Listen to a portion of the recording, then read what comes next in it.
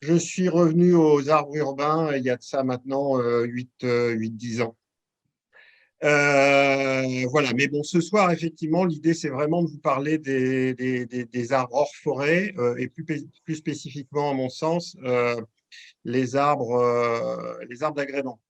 Je pense qu'il y a des questions sur la forêt, notamment, on pourra évoquer le sujet, mais ce ne sera pas effectivement l'objet de mon exposé.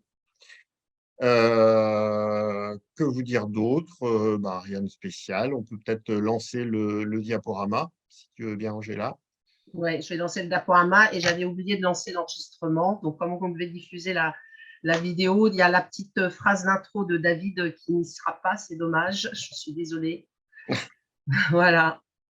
Donc, le diaporama, on y va. Je vais partager l'écran. On y va. Voilà, tout le monde voit? Pas encore, pour ma part. Ah, voilà, c'est bon. Oui, c'est OK. bon. Voilà. OK. Est-ce qu'on peut le mettre en mode diapo Alors, attends, je descends le… Alors, affichage en diaporama. OK? Voilà. OK. Donc voilà, l'idée, j'avais échangé à plusieurs reprises et notamment au cours de la remise d'un label arbre remarquable pour un arbre que j'avais déniché, si je puis dire, en Auvergne. On avait échangé avec Thomas et on s'était dit que ça pourrait être intéressant de faire une présentation sur le diagnostic, l'expertise arboricole, l'expertise des arbres d'agrément. Donc voilà, l'idée, c'est pas de vous faire un cours sur les arbres d'agrément, bien évidemment, et l'expertise, mais c'est vous donner la façon dont moi, je conçois en tout cas l'activité. Voilà. Donc, d'abord, définir ce que sont les arbres d'agrément. Là, on a un double alignement de platanes taillés sur tête de chat dans l'Allier. Je pense que vous avez tous en tête ce que sont ces arbres d'agrément, mais on va quand même les définir. Diapo suivante.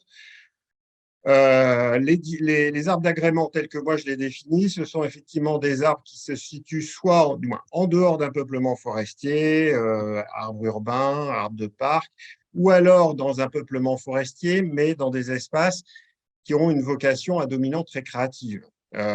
Donc, ça peut être effectivement un parc boisé, ça peut être par exemple une parcelle qui sert de support à un parcours accrobranche, par exemple.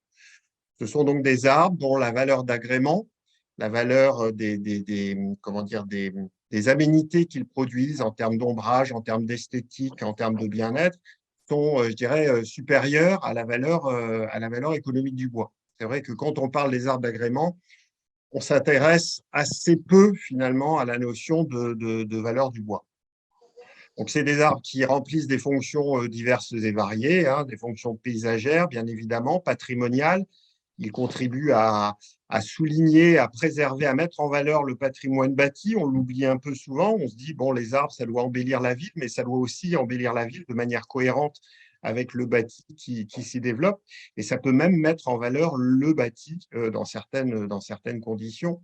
Ce sont des arbres qui présentent une fonction, bien sûr, écologique, en termes de reconquête de biodiversité, par exemple. Ce sont des arbres qui contribuent à la séquestration du carbone, qui, bien sûr, tempèrent les conditions climatiques qui sont de plus en plus difficiles et qui sont notamment exacerbées en milieu urbain.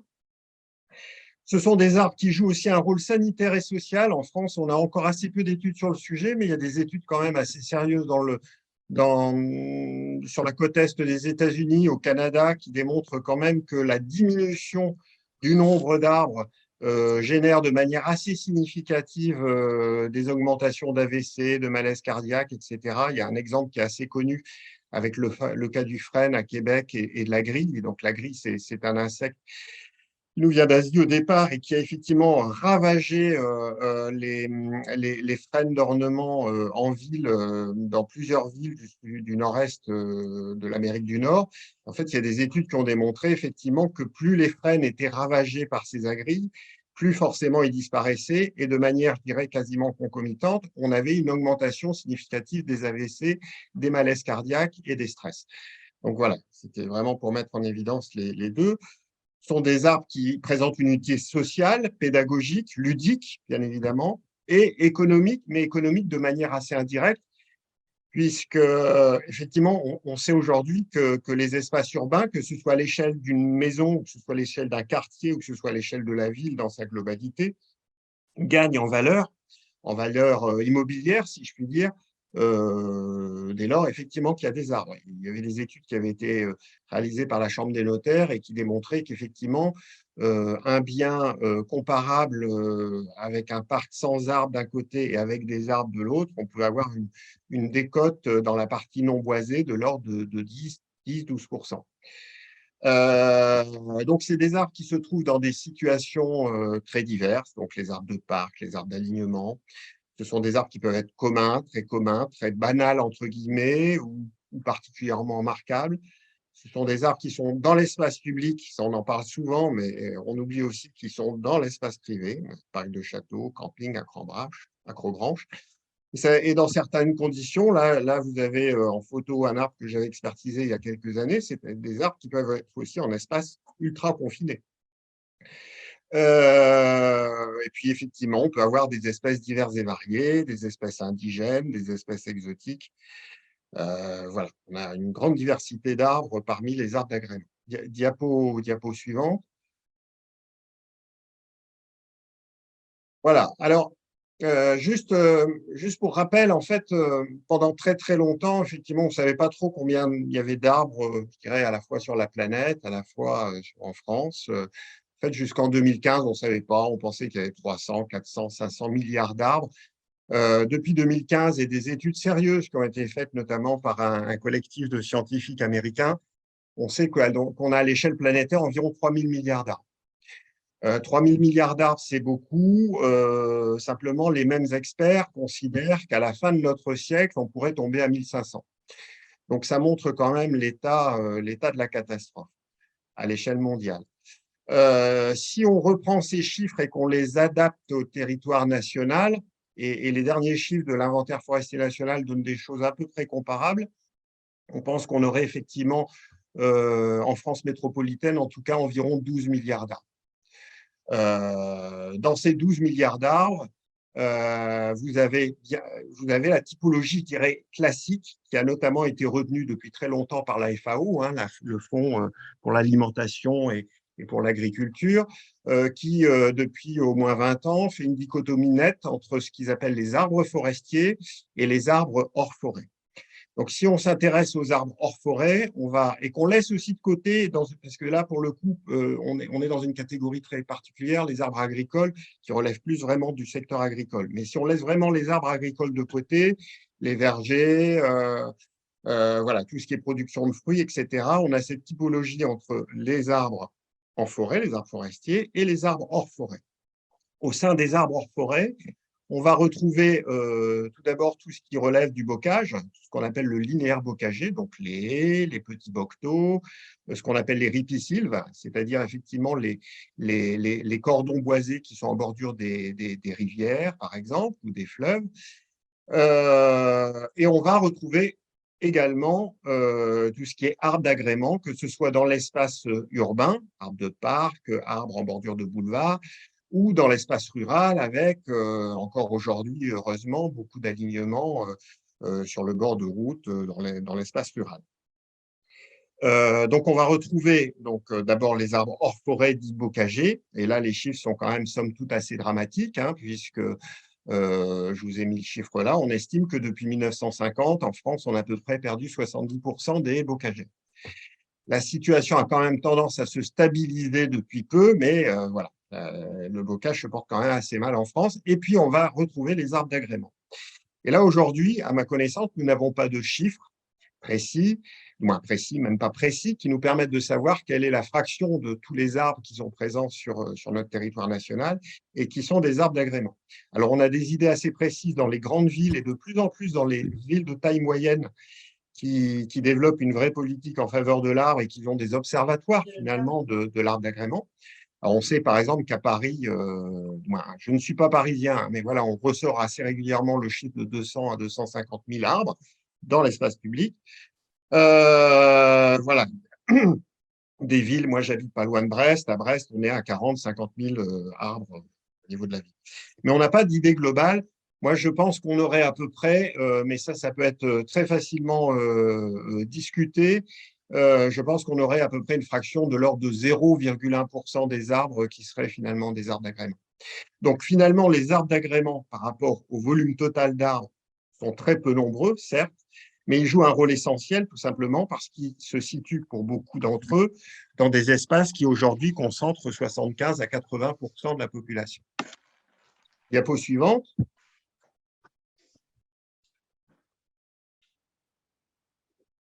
Alors, dans les arbres d'agrément, on a des typologies diverses et variées. On a ce que moi j'appelle régulièrement des collectifs d'arbres urbains, hein, donc des arbres qui sont en situation de square, de parcs arborés, d'alignement infra-urbain. Diapo suivante. On a les alignements de bord de route. Alors effectivement, les alignements de bord de route, on peut les trouver dans l'espace urbain, mais on peut aussi les trouver en grand nombre dans l'espace rural. Là, je vous ai mis une photo d'un double alignement de marronniers que j'avais expertisé dans le nord de l'Allier. Alors, vous avez à droite, effectivement, les arbres il y a 3 ans, et de l'autre côté, les arbres en 1922. Donc, vous avez à peu près, voilà, vous avez à peu près une centaine d'années entre le double alignement qui avait été planté il y a quelques années à gauche et le double alignement qui est d'aujourd'hui, si je puis dire. Diapo suivante. Puis on a les arbres remarquables et les parcs remarquables avec des éléments très, très différents. Alors, les deux photos qui sont sur la gauche font partie du même ensemble. En fait, vous avez donc la photo du haut, c'est les deux petites photos, hein, donc les deux petites vignettes. La photo du haut, c'est un parc qui est dans le Bourbonnais, donc non loin de Vichy. Celle du bas, c'est un élément de ce parc constitué d'un alignement de cyprès chauve qui font quand même 42 mètres de hauteur. À l'automne dernier, en présence de Georges Fetterman, hein, que vous connaissez, de l'association Arbre, on a labellisé ce parc que j'ai eu la chance de découvrir lors d'une expertise il y a quelques années. Et puis, on peut avoir aussi des choses très, très, très, très anecdotiques, mais assez rigolotes en termes d'arbres remarquables. L'arbre que vous avez sur la droite, c'est un noisetier. Quand le propriétaire m'a appelé, il m'a dit j'aurais un noisetier à expertiser qui fait à peu près 45, 50, je n'ai plus son diamètre exact, mais on est de l'ordre de 50 cm de diamètre. J'avoue que j'y croyais pas, mais voilà, il existe. Donc là, effectivement, 50 cm de diamètre pour un platane, pour un chêne, ce serait pas du tout remarquable, mais pour un noisetier, en l'occurrence, ça l'est véritablement.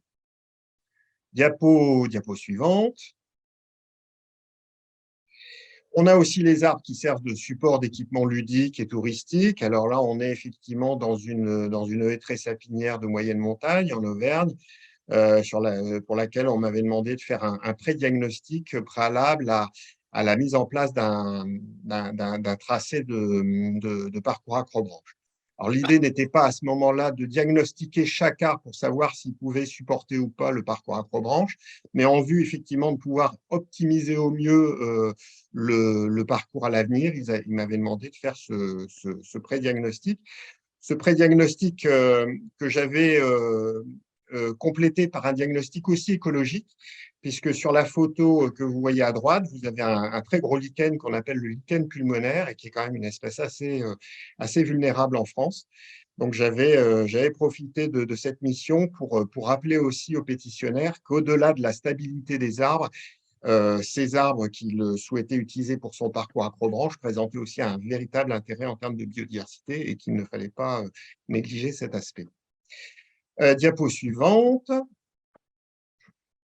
Voilà, alors l'expertise arboricole, en gros, voilà, le diagnostic qui conduit à évaluer l'état d'un arbre et à croiser ensuite cet état de l'arbre avec son environnement et en déduire, je dirais, son état et éventuellement les mesures qu'il faut prendre. Comment dire, c'est une intervention qui ne s'improvise pas et qui nécessite effectivement une approche très méthodique, de façon aussi à éviter de grosses erreurs en termes d'appréhension de l'état de l'arbre. Donc, l'idée là, c'est vous de présenter de manière, je dirais, assez succincte par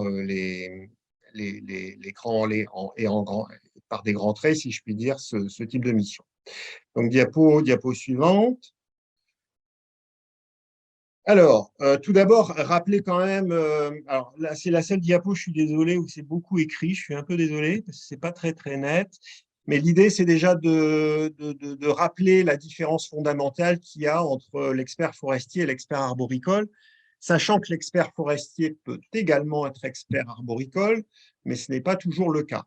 Encore trop souvent, moi et d'autres confrères, j'imagine, on nous appelle en nous disant, voilà, moi je cherche un expert forestier pour évaluer l'état d'arbres en ville, etc. Le métier d'expert forestier est un métier qui est réglementé. Aujourd'hui, tout le monde ne peut pas être expert forestier.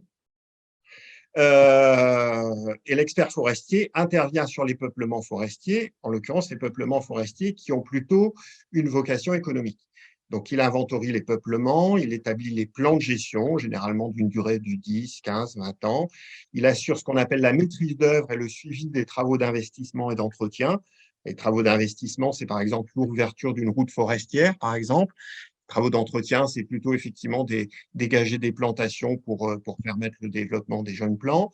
Il encadre, ouais, il estime les bois et il organise la commercialisation des bois dans les propriétés forestières qu'il gère. Il peut évaluer la valeur des forêts en tant que telles, en tant que bien immobilier. Il apporte des conseils techniques et juridiques, il réalise des expertises judiciaires. L'expert arboricole intervient, lui, sur les arbres et les collectifs d'arbres d'agrément. Le métier d'expert arboricole aujourd'hui n'est pas réglementé. Tout le monde ou presque, je dis presque puisqu'il y a quand même les assurances derrière qui font un minimum gaffe, peut devenir a priori expert arboricole.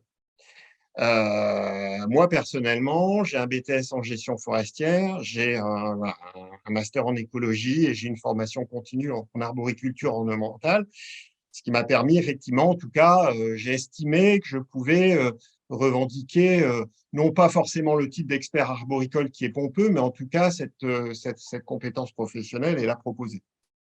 Alors aujourd'hui, il existe des groupements qui fédèrent ces différents spécialistes, mais ce sont des groupements qui voilà, qui n'ont pas de valeur réglementaire. On est libre d'y être ou de ne pas y être. Il y a des experts arboricoles qui sont totalement indépendants, d'autres qui sont dans des bureaux d'études, d'autres qui sont à l'Office national des forêts et qui sont de grande qualité. Voilà, il y en a dans il y en a dans toutes les structures. Donc, les experts arboricoles ou les praticiens arboricoles, on les appelle comme on veut, ils inventorient et diagnostiquent l'état de santé, de solidité des arbres en ville, en parc, en situation d'alignement. Ils peuvent établir des plans de gestion. Ils assurent, comme pour les experts forestiers, la maîtrise d'œuvre, le suivi de travaux d'investissement et d'entretien sur les arbres d'agrément. Ils peuvent être sollicités pour évaluer la valeur monétaire d'agrément, donc véritablement évaluer l'ensemble des services rendus par ces arbres en termes d'agrément, en termes de biodiversité, en termes d'ombrage, en termes de séquestration du carbone, etc. Donc, ils peuvent être amenés à réaliser ça. Et de fait, ils peuvent aussi être sollicités pour évaluer des dommages et la perte de cette valeur monétaire. Ils peuvent apporter des conseils techniques et juridiques. Et puis, pour certains, lorsqu'ils sont experts agréés près d'une cour d'appel, ils peuvent réaliser des expertises judiciaires. Diapo suivante. Alors, évaluer l'état de santé et de solidité des arbres. Les termes ne sont pas très académiques, c'est ceux que j'ai repris dans mes bouquins et aujourd'hui, au quotidien, avec mes clients, avec le grand public, ce sont les termes que je reprends. État de santé, état de solidité. Quand j'expertise un arbre, en fait, j'expertise l'arbre sous trois aspects. Mon idée étant de répondre à trois questions. Est-ce que l'arbre est malade? Donc, est-ce qu'il est attaqué par des agents biotiques, des pathogènes, des parasites qui nuisent au tissu vivant de l'arbre et qui peuvent effectivement générer son dépérissement ou en tout cas une fragilisation de son état physiologique. L'arbre est-il fragile? Donc là, l'idée, c'est pas de savoir si l'arbre est malade ou pas, c'est si l'arbre effectivement présente des singularités ou des altérations qui peuvent nuire à ce qu'on appelle sa tenue mécanique. C'est-à-dire qu'un arbre peut être très verdoyant, peut être sain d'un point de vue, je dirais, absence de parasites, mais peut présenter des fragilités particulières qui le rendent éventuellement qui peuvent éventuellement générer une rupture d'un axe, donc d'un tronc, d'une branche, etc. Troisième aspect, l'arbre est-il stressé? Le stress se définit comme étant effectivement une réaction d'un organisme vivant, hein, animal, végétal, à une modification assez brutale de son environnement. Et l'arbre n'échappe pas à un possible stress. Un arbre qui est effectivement soumis brutalement à une sécheresse et une canicule risque d'être en situation de stress et peut de fait subir un affaiblissement physiologique. Donc en gros, quand moi j'expertise un arbre, l'objectif est de répondre à ces trois questions. Or, très souvent, et là je fais une petite parenthèse, mais c'est vrai qu'on lit souvent dans la presse, les arbres, il faut les abattre, cela, parce qu'ils sont malades. Et derrière ce terme malade, en fait, on ne sait pas vraiment de quoi on parle. Donc, je trouve qu'il faut vraiment bien distinguer cette question d'état de santé, d'état de solidité et d'état de stress. Alors, pour parvenir à évaluer l'état d'un arbre, il faut inspecter les différentes parties de l'arbre et relever de manière systématique les symptômes, les indices, les singularités qui peuvent effectivement poser des problèmes, soit vis-à-vis de la vitalité de l'arbre, soit vis-à-vis de sa tenue mécanique, soit vis-à-vis de son état de stress. Et là, effectivement, il faut véritablement analyser de l'arbre compartiment par compartiment. On observe d'abord l'état du système racinaire, la base du tronc, le tronc, les branches principales qu'on appelle les branches charpentières, l'ensemble de la couronne, éventuellement le feuillage si on est en période de feuillaison. Le plus gros risque, c'est de se focaliser de suite sur un gros défaut, une grosse altération qu'on voit par exemple sur le tronc et qui finalement peut s'avérer pas forcément très gênante, mais qui peut cacher quelque chose de beaucoup plus dramatique ou de beaucoup plus inquiétant ou préoccupant, mais aussi de beaucoup plus discret dans une autre partie de l'arbre. Et puis la finalité, c'est de définir en fonction de l'état de santé et de solidité de l'arbre, et après avoir évalué l'environnement de l'arbre, c'est-à-dire ce qu'on appelle la cible, la fréquentation, par l'espèce humaine, bien évidemment, mais aussi la fréquentation matérielle, en croisant effectivement l'état de santé, de solidité et de stress de l'arbre avec son environnement et la cible qui l'environne, on peut effectivement établir un diagnostic évaluant que moi j'appelle, en tout cas vis-à-vis du grand public, cette notion de dangerosité et donc définir ensuite un pronostic sur l'évolution de l'arbre. Diapo suivante. Alors voilà quelques cas qui vous montrent un peu ce qu'on peut voir, hein. Il y en a bien d'autres. Alors, si je commence en haut à gauche, donc on est dans le 9-3, là. On est dans les Seine-Saint-Denis, donc une fissuration sur une branche charpentière d'un platane taillé sur tête de chat. Juste à côté, effectivement, le creusement d'une tranchée pour enfouir des réseaux à proximité immédiate du tronc, hein, sachant que sur un tronc comme ça, il faut généralement préserver au moins 5 mètres de façon à éviter des dommages significatifs sur les racines, soit de manière directe, soit en ouvrant des portes permettant l'entrée, je dirais après, de champignons.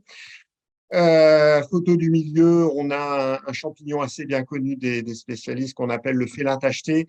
Alors, j'ai pas la main, mais vous voyez comme une petite tache brune qui ressemble un peu à une peau de chamois, si je puis dire, un peu auréolée de blanc. Bon, voilà, ça, c'est un champignon lignivore qu'on appelait jadis Felinus punctatus et dont le nom a récemment changé, si je puis dire, et qui peut effectivement générer des vrais problèmes de défaillance mécanique sur des platanes. Une plaie d'élagage extrêmement atroce sur un marronnier. Voilà, là, on était sur aussi un faciès de souvenir à félin tacheté. En bas à gauche, une cavité qui s'avérait ne pas être préoccupante, mais une cavité au niveau du collet de l'arbre, donc sous le tronc de l'arbre. Et à droite, tout en bas, un étranglement racinaire sur un marronnier. Diapo suivante.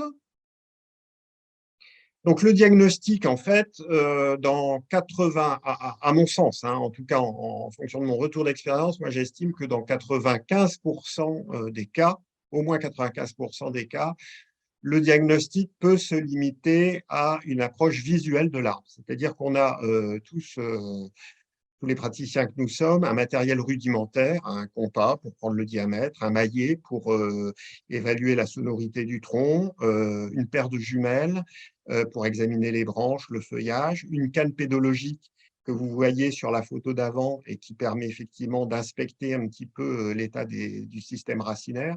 Bon, tout ça correspond à ce que certaines collectivités appellent le diagnostic de niveau 1, le diagnostic de base, bon, on l'appelle comme on veut, c'est ce qu'on appelle surtout le diagnostic visuel, qui se base sur des méthodes qui ont été éprouvées, hein, on ne va pas rentrer dans le détail, mais ce qu'on appelle la méthode VTA, par exemple. Bon, ben voilà, moi j'estime que dans 95% des cas, ce diagnostic-là, en présence d'arbres, je dirais, somme toute assez classiques, d'alignement et autres, est suffisant. Et puis dans quelques cas, à hauteur de 1, 2, parfois 5%, effectivement, il faut aller au-delà. Un peu comme quand vous allez chez votre médecin qui vous fait un premier diagnostic, je dirais, assez classique, et qui redoute éventuellement un problème un petit peu plus grave ou plus préoccupant, et qui vous envoie chez le spécialiste. Bon, ben là, on est un petit peu dans la même approche, sachant que le diagnostic du spécialiste, soit c'est le même expert qui le fait, soit on est en face d'individus extrêmement particuliers, qui ont une taille particulièrement monumentale et haute. Quel cas, soit il se sent de le faire, soit il appelle éventuellement un confrère qui est plus calé sur ce genre d'arbre. Donc le diagnostic approfondi peut nous amener, par exemple, à faire ce qu'on appelle un diagnostic en élévation, c'est-à-dire que là, effectivement, on monte dans l'arbre. Alors, soit on est lagueur-grimpeur de profession ou grimpeur et on est en capacité de monter par soi-même, soit comme moi, on ne sait pas monter, on fait appel à une nacelle. Là, effectivement, j'examinais un Sophora japonica dans la région de Lyon. Cet arbre-là m'a pris à peu près 4 heures. 4 heures d'analyse, sachant que le platane que vous voyez à côté sur la photo de gauche, hein, où j'ai le t-shirt Bordeaux, là, ce platane-là, celui-là, en l'occurrence, c'était juste pour la photo, mais un platane de ce type-là, en gros, il m'a pris une dizaine de minutes. Donc, un arbre, ça peut prendre 10 minutes, ça peut prendre 4 heures. Alors, on a du matériel plus ou moins perfectionné. Dans la nacelle, vous voyez effectivement un résistographe. Vous avez du matériel plus perfectionné, tel que les tomographes, qui sont effectivement de véritables scanners qui permettent d'évaluer, de cartographier l'état interne de l'arbre, donc voir s'il y a des cavités, voir s'il y a des altérations, et s'il y a des altérations, où en sont ces altérations, comment sont en train d'évoluer ces altérations. Voilà, c'est ce qu'on appelle effectivement une analyse tomographique. Diapo suivante. Donc là, je vous ai mis un tableau un peu basique d'une expertise que j'ai pu réaliser, où effectivement vous allez retrouver effectivement le nom de l'espèce, le diamètre, la catégorie de hauteur, la situation de l'arbre, le traitement de l'arbre, est-ce que l'arbre a été taillé, est-ce qu'il est en port libre, l'importance de la cible. Voilà, est-ce qu'à proximité de l'arbre, il y a 3 personnes qui passent par jour, ou est-ce qu'on a effectivement 200 véhicules qui passent toutes les 10 minutes, la vigueur de l'arbre, les principales altérations et singularités que j'ai pu constater. Et à partir de ces éléments-là, j'attribue une classe biomécanique à l'arbre. C'est-à-dire qu'une fois que vous avez récolté l'ensemble des informations sur l'état de l'arbre, il faut synthétiser cette information de façon à pouvoir, d'une part, la traiter et de façon à pouvoir aussi communiquer. Si vous vous limitez à dire, par exemple, pour le premier arbre multicôle, zone d'ancrage important de carie sur ancienne section de coupe de tronc, etc., ça ne parle pas trop. Donc, il y a un moment, effectivement, il faut attribuer une note, une classe, et puis, effectivement, évaluer la cible et croiser. Alors, c'est plus sur la diapo d'après. Encore d'après, j'étais un peu trop vite. En gros, voilà, vous avez à la gauche ma typologie qui consiste à catégoriser les arbres, je dirais, en fonction de leur état. Alors moi, j'utilise 5 classes. Hein. En gros, la classe 1, c'est l'arbre parfait, sans aucune pathologie, dysfonctionnement, etc. L'arbre en classe 2, c'est un arbre effectivement qui peut présenter des dysfonctionnements physiologiques, des altérations, des anomalies qui peuvent nuire à l'arbre, mais à une échéance assez lointaine, de plus de 10 ans. La classe 3, ce sont plutôt des arbres, effectivement, qu'il va falloir surveiller dans les 5 à 10 ans à venir. La classe 4, ce sont des arbres qui présentent des problèmes et qui font que l'arbre peut éventuellement se rompre pour toute partie dans les 5 ans à venir. Et la classe 5, ce sont les arbres où il y a vraiment, à mon sens, un risque de rupture imminent.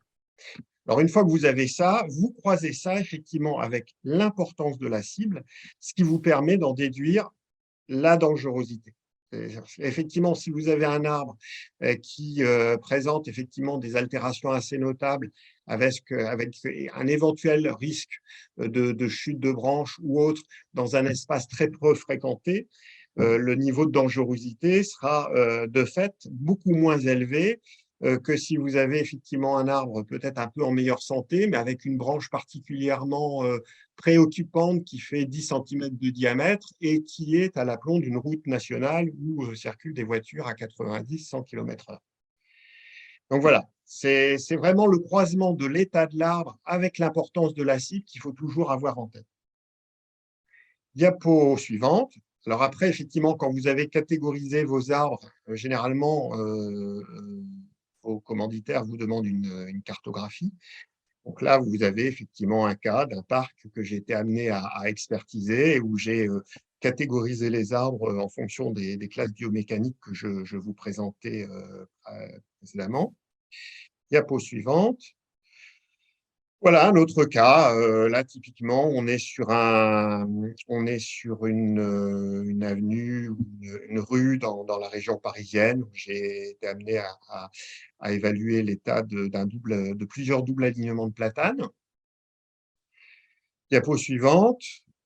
Et puis, on est aussi parfois exposé à des cas très, très particuliers. Alors là, c'est un cas, moi, qui me tient beaucoup à cœur. J'ai écrit plusieurs articles sur ce sujet-là, parce que c'est un sujet qui m'a vraiment préoccupé il y a quelques années.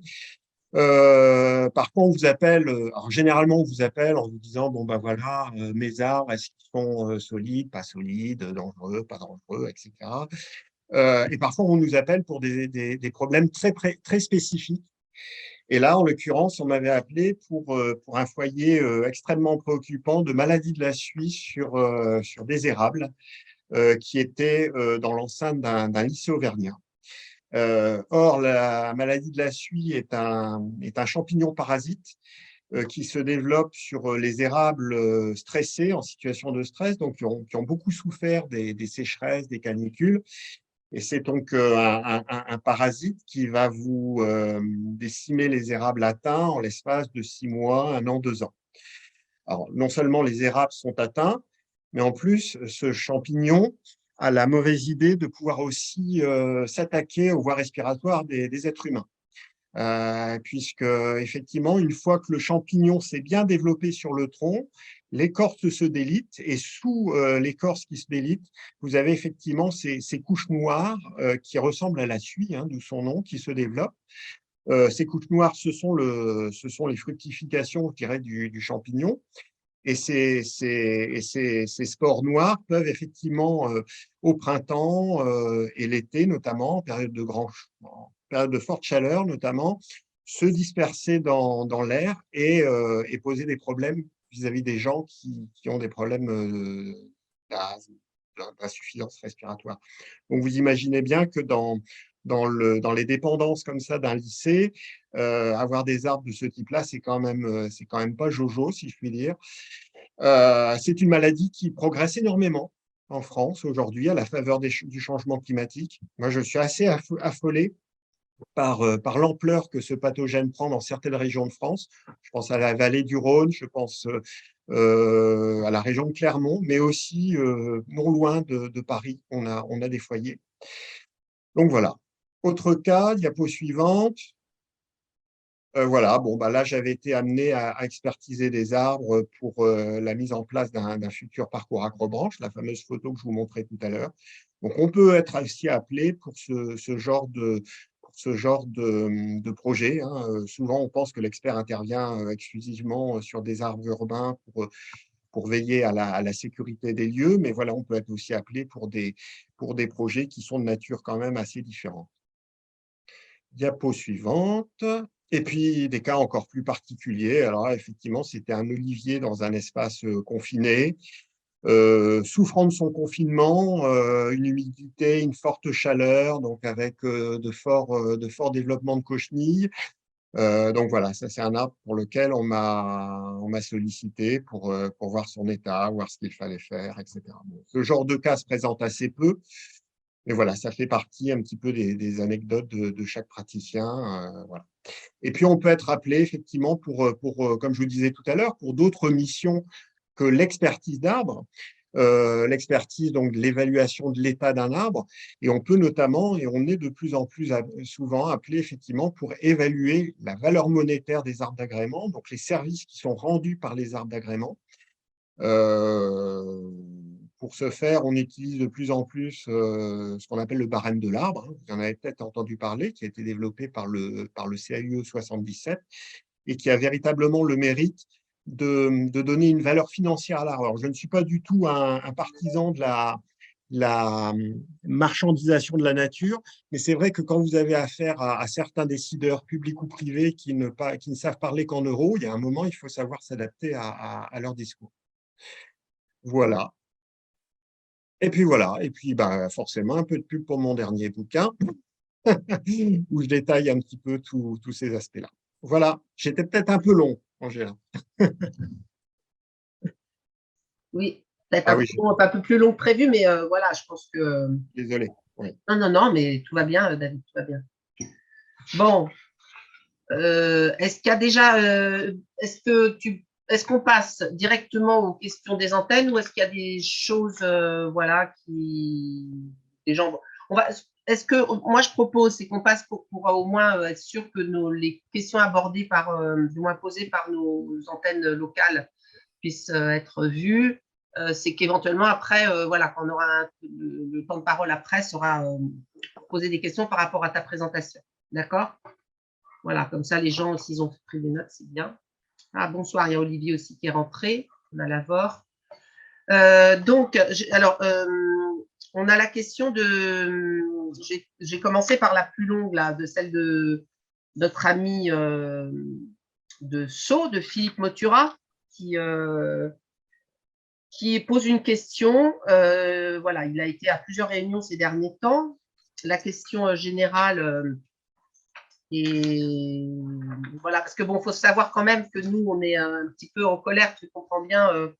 Voilà, après, il y a ce qui se fait sur le terrain, et puis nous, ce qu'on constate aussi, où on se sent totalement démunis, désemparés, et qu'on se dit des fois, est-ce qu'on se fout pas un peu de notre gueule, quoi. Excusez-moi de parler comme ça, mais c'est un peu le ressenti. Donc, à Sceaux, lors d'une réunion, donc le représentant de l'ONF et le pépiniériste ont axé leur discours sur les arbres dits locaux qui doivent être remplacés par des arbres résistants au chaud, du moins au froid et au chaud. D'accord? Ils ont ainsi dit que les marronniers, les érables, les tilleuls et autres arbres de nos villes sont condamnés ayant en plus des maladies ou des attaques mineuses. Ils doivent être remplacés par des arbres venant des déserts d'altitude ou des zones à deux saisons, froid et chaude, comme les arbres des USA, Afrique, plateau anatolien et pays en stan. Je ne sais pas ce que c'est. L'ONF a beaucoup insisté sur les chênes américains et le pépiniériste a donné une liste suivante, les acers cappadociens, les acers monspecilanum, bon bref, toute une liste d'arbres. Il était donnant de voir, alors la question de Philippe, en fait, ça vient de là, c'est qu'il était donnant de voir qu'ils ont le même discours que la ville de Paris par rapport, par exemple, au bois de Vincennes. La ville dit qu'elle est écologiste en prévoyant la forêt de l'avenir. L'organisatrice des réunions a dit plusieurs reprises que l'école de paysagistes de Versailles avait exactement le même discours et le même point de vue, ils se connaissaient tous. La ville de Sceaux dit la même chose sur les alignements de marronniers. Donc la question au final de Philippe, c'est de savoir est-ce qu'il y aurait une sorte de lobby se réclamant d'écologie qui serait à l'œuvre, voilà, pour pouvoir en fait satisfaire les demandes plutôt des collectivités et voilà. Donc ça, c'est une question plus politique aussi. Je pense qu'on pourra répondre à deux voix, puisque Jacques avait aussi… Oui. J'ai lu ton mail, hein, Jacques, et effectivement, je le trouve très, très pertinent. Je pense qu'on va se retrouver sur un certain nombre de points. Bon, je commence, si je puis. On est d'accord, hein, moi je vais parler de l'arbre urbain. Hein. Je ne vais pas parler du choix, on peut en parler, mais en tout cas, moi la réponse que je vais vous donner là, c'est le choix des espèces en milieu urbain. Je l'ai écrit noir sur blanc dans mon livre, c'est ma position.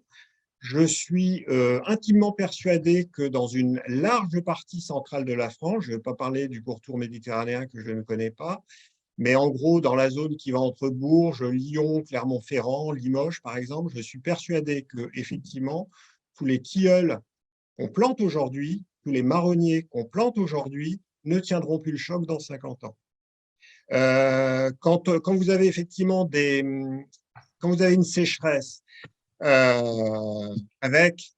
couplée avec des canicules où vous avez des températures de 50, 51, 52 degrés, comme on a eu à Clermont-Ferrand, je vous parle de Clermont-Ferrand parce que j'ai vécu assez longtemps dans cette région-là, pendant des jours, et que ces sécheresses se répètent 3 années sur 4, moi, je connais aucune espèce forestière, en tout cas française, qui a même de pouvoir supporter ces températures-là et ces situations extrêmes qui sont exacerbées en milieu urbain. Il faut bien voir qu'en plein centre-ville, vous allez avoir des températures qui vont être accrues de 7, 8 degrés, parfois en plein été, en pleine période caniculaire, par rapport à la campagne environnante. Donc, dans l'espace hyperurbain, j'insiste là-dessus, c'est-à-dire dans les espaces hyper minéralisés, où vous avez ce qu'on appelle une forte réflexion de la chaleur, une forte réverbération, des phénomènes de courant d'air qui peuvent être très asséchants vis-à-vis des arbres, etc. Et dans une large partie centrale de la France, je pense effectivement que la question se pose. Et l'un de mes camarades arboristes, si je puis dire, qui s'appelle Thierry Lamant, qui travaille à l'ONF à Bordeaux, est aujourd'hui, à mon sens, qu'on appelle le meilleur dendrologue français. Le dendrologue, en fait, la dendrologie, c'est la partie de la botanique qui s'intéresse à l'étude des arbres. Donc lui, sa spécialité, c'est les arbres.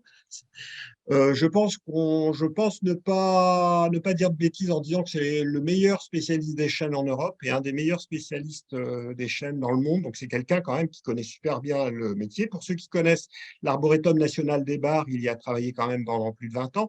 C'est un vrai spécialiste. Et pour lui, les espèces qu'on va planter effectivement dans les villes de demain, elles viennent des régions qui étaient évoquées tout à l'heure, c'est-à-dire effectivement le Moyen-Orient, le pourtour méditerranéen, ça on connaît à peu près, mais surtout aussi toute cette partie qui est un peu à la limite entre les États du sud-est des États-Unis et le Mexique. Je pense au Nouveau-Mexique, à l'Arizona, à la Californie mexicaine, au sud de la Californie américaine. Voilà, où on va effectivement retrouver des espèces qui seront en capacité de supporter pendant plusieurs jours, voire pendant plusieurs semaines, des températures à 50, 52, et qui en même temps présenteront une bonne rusticité, c'est-à-dire qu'ils seront encore capables de résister à moins 15, moins 20 degrés. Voilà. Alors à Paris, je ne sais pas. Je ne connais pas suffisamment bien Paris. Dans le nord de la France, je pense que les marronniers, les tilleuls, les érables ont encore un peu de chance. Mais voilà, il y a des territoires en France et pas forcément en région méditerranéenne où la question se pose vraiment. Alors après, la question c'était, faut-il remplacer les tilleuls, les marronniers par ces espèces? Qu'on soit bien d'accord. L'arbre en ville aujourd'hui, quand il est en bonne santé, surtout on le préserve. On ne va pas abattre des arbres par anticipation. Mais le jour où effectivement il faudra les abattre parce qu'ils sont dans un état incompatible avec leur maintien, je pense qu'effectivement, il faudra se poser la question du choix de nouvelles espèces. Jacques, peut-être que tu veux… Ouais, tu veux rebondir, Jacques? Tu as presque tout dit. On est tous d'accord et chacun est sensible à ça, surtout accompagner nos arbres le plus longtemps possible. Bien sûr. Et donc ne pas les remplacer tout de suite et tenir compte qu'en fait, c'est comme pour les humains, c'est-à-dire que il n'y a pas de justice. Il y a des arbres qui sont très très bien placés, qui peuvent durer plus longtemps parce qu'ils sont dans un milieu très propice pour résister plus longtemps, et d'autres, ben, hélas, qu'il faudra peut-être remplacer plus vite. Donc le but de nous tous, c'est de persuader les décideurs de mettre de l'argent plutôt à faire des diagnostics sanitaires, à accompagner ces arbres, plutôt que de décisions draconiennes, radicales, qui va qui vont leur coûter beaucoup plus cher. Et peut-être juste un petit complément. Alors, moi, je partage entièrement la position de Jacques. Et le jour, effectivement, où il faut abattre les arbres parce que voilà, ils sont véritablement à bout et qu'il faut remplacer ces arbres, surtout veiller à ce que les élus ne tombent pas dans l'effet de mode. Aujourd'hui, on plante du chêne vert partout, y compris en région parisienne. Je ne dis pas qu'il ne faut pas en planter en région parisienne, mais on ne plante que ça. Moi, j'entends que le chêne vert. Or, je vous parlais tout à l'heure de la maladie de la suie. Je vous ai montré tout à l'heure cette maladie qui peut poser des problèmes aussi à la santé humaine. Quand même, vous donnez un petit élément qui montre qu'il faut quand même y réfléchir à deux fois. En 2002, cette maladie était très, très, je dirais, endémique en France. On avait quelques foyers de ci, de là, mais rien de méchant. Le département santé des forêts recensait une dizaine ou une quinzaine de cas par an. La littérature scientifique et technique à l'époque disait que cette maladie, on ne l'a trouvée que sur l'érable sycomore. Un érable qu'on trouve dans nos forêts de l'Est, du nord de la France, etc. 20 ans après, on le trouve autant sur érable sycomore que sur, que sur érable plane. On commence à le trouver sur l'érable champêtre. On commence à le trouver sur des érables argentés. Bref, on commence à en voir un peu partout. Une autre maladie, une maladie qu'on voit en ce moment, qu'on appelle la maladie du dépérissement du charme, une maladie qui s'attaque aux charmes qui sont un petit peu en fin de course. Cette maladie-là, il y a encore quelques années, les scientifiques disaient on ne la trouve que sur le bois mort de charme. Aujourd'hui, on la voit non seulement sur les bois vivants de charme, mais on le voit aussi sur des bouleaux, on les voit aussi sur des noisetiers. Donc, il ne faut jamais mettre tous ses œufs dans le même panier et aller aussi au-delà de l'espèce. C'est-à-dire qu'il faut aussi mélanger les genres. Il ne faut pas se dire on va planter des érables, mais des érables différents. Il faut planter un peu d'érables, mais il faut aussi planter des chênes, etc. Il faut diversifier un maximum. Okay. Il y a Marie-Noël, c'est par rapport à ça, tu voulais poser une question par rapport à ça? Et après, j'énumère une question. Pardon, oui, moi je voulais toujours, bien sûr, abonder dans ce que vous avez dit, dans ce qu'a dit Jacques et ce qu'a dit David, et je rejoins totalement Jacques. Je ne suis pas sachante comme David, mais je suis à l'école de Peter Woolven, et je pense que la nature sait se faire parler. Et il faut lui faire confiance. Donc, quand effectivement on déboise des hectares et des hectares dans les bois périurbains simplement pour changer d'espèce, je me dis que c'est comme si on me disait demain tu risques d'avoir un AVC, donc autant te suicider tout de suite. Donc là-dessus, je suis quand même un peu perplexe. Et ma deuxième question, mais je crois qu'elle est dans la liste de ce qu'a Angela. C'était sur la technique, la fameuse technique des élagages. Merci. Oui, j'allais les poser en fait les questions, Marie-Noël. Pardon. Ah ouais, je les ai là. Je vous ai oublié. Oui, donc Philippe, c'est bon pour la réponse apportée, tout va bien? Ouais, on passe. Ouais, ton micro, Philippe. Oui, vous m'entendez? Oui. Oui, parce que le discours ambiant qu'il y avait dans ces réunions, c'était bien de remplacer des alignements de marronniers, par exemple. Et comme il y a des projets de construction qui les mettent en danger, comme par hasard. Non, mais moi, on est bien d'accord. On maintient les arbres autant que possible. On va pas hâter leur mort, si je puis dire. Voilà. Juste une petite, parce que je sais que le sujet est aussi un petit peu sensible. Je rajoute juste un petit point sur l'aspect forestier. Aujourd'hui, Jacques pourra peut-être même en parler mieux que moi, on a 3 stratégies. On a la stratégie de la fuite en avant, à mon avis, c'est-à-dire de planter des choses qui nous viennent de très loin, sans savoir comment elles vont réagir dans le milieu naturel. Je vous parlais des arbres qui nous viennent du Mexique, etc. Moi, je suis à 100% d'accord pour qu'on les plante dans les espaces urbains, dans des systèmes qui sont des anthroposystèmes, si je puis dire. Mais je suis à 100% contre pour qu'on les plante dans des milieux naturels où on ne sait pas comment ils vont réagir. Donc ça, c'est la première approche, la fuite en avant, c'est-à-dire qu'on plante effectivement des arbres qui nous viennent des Balkans, qui nous viennent des États-Unis et dont on ne connaît même pas encore véritablement, dont on n'a pas encore suffisamment de recul sur leur comportement. que le recul, c'est pas en 5 ou 10 ans, c'est en un siècle qu'il faut l'avoir. Hein. La deuxième stratégie, c'est la migration assistée. C'est-à-dire qu'au lieu de planter, par exemple, dans l'est de la France, des hêtres lorrains, on va aller planter des hêtres qui nous viennent du Var ou de la Corse. C'est une stratégie qui peut se défendre, qui a aussi ses limites, mais qui peut se défendre. Et puis la troisième stratégie, c'est de faire confiance à l'individualité des arbres. C'est-à-dire que voilà, chez les arbres, il y a des gros, il y a des faibles, il y a des minces. Il y en a qui sont plus résistants que d'autres. Donc, sélectionner ces plus résistants et travailler à leur profit. Voilà. Je pense surtout qu'il ne faut pas mettre tous ses œufs dans le même panier. Jacques, oui. Je pense aussi que c'est la voie de la raison. Et Marie-Noël, tu vois, il n'y a pas toi qui penses ça. Et en fait, en forêt, heureusement, la surface, enfin, pour résumer, la forêt, elle a fonctionné depuis très longtemps en régénération naturelle. Et lorsqu'on fait des plantations, ce qu'on appelle régénération artificielle, c'est un peu un constat d'échec. Mais bon, on a des cas où on est obligé de le faire. Je ne vais pas y revenir m'étendre, mais quand on est obligé de planter, c'est quand même un constat d'échec. On peut avoir l'opportunité à ce moment-là d'enrichir avec des essences qui n'existent pas, qu'on espère adapter. Ça a été jusque-là le cas.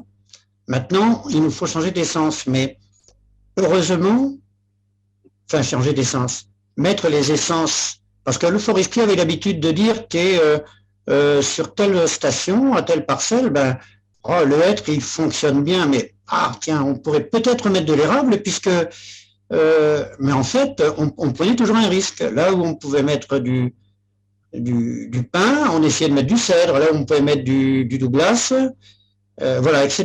Là, on pouvait mettre de l'érable. Écoutez, on tentait le merisier. C'est-à-dire que le forestier, il tentait toujours le mieux. Donc, il prenait toujours un risque par rapport à...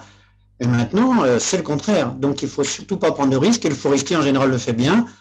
C'est que quand il est obligé de planter des essences autochtones, heureusement ça se fait encore, à ce moment-là, il prend celle qui sera la moins impactée en cas de problème sur une station qui lui sera plus propice.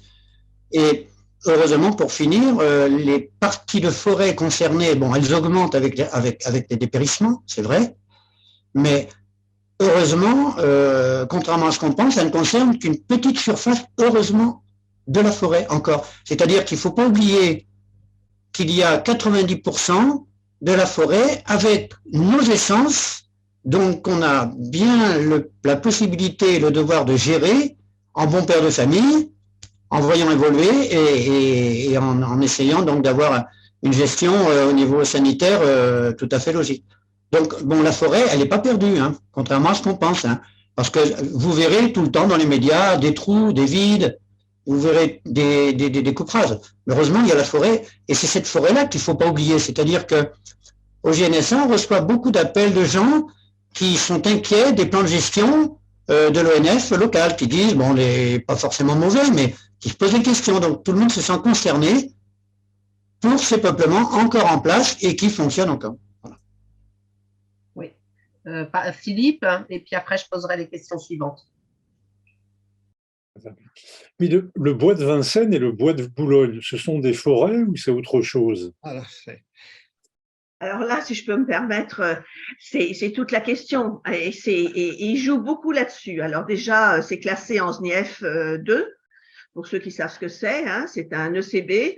En ce qui concerne le bois de Vincennes, en tout cas, je pense que c'est la même chose pour le bois de Boulogne. Je ne sais pas si c'est classé SNIEF, bois de Boulogne. Là, je dirais une bêtise pour le bois de Boulogne. Donc, c'est un massif forestier. Je vais répondre à côté. C'est mon côté normand. Je suis pas bretonne comme David, mais donc même si j'aime beaucoup son robinier breton, mais c'est un massif forestier. Alors, ce fut une forêt, il faut pas se leurrer. Ce fut une forêt. On sait très bien que depuis Alphand, avec les travaux d'Haussmann et d'Alphand, tout ça est artificiel. Je vais faire très vite. Donc maintenant, tout est artificiel. Les lacs sont artificiels, les rivières sont artificielles, le bois est artificiel. Mais depuis effectivement plus de 200 ans, il y a toute une partie du bois, il y a 50% qui est construit, de toute manière ça c'est fichu, mais il y a toute une partie du bois qui s'est, depuis plus de 200 ans, qui s'est constitué en massif forestier. Donc il y a un écosystème depuis 200 ans. Alors quand on dit ça, est-ce qu'on appelle ça bois ou forêt? Je pense que c'est David qui peut répondre, c'est pas moi l'experte.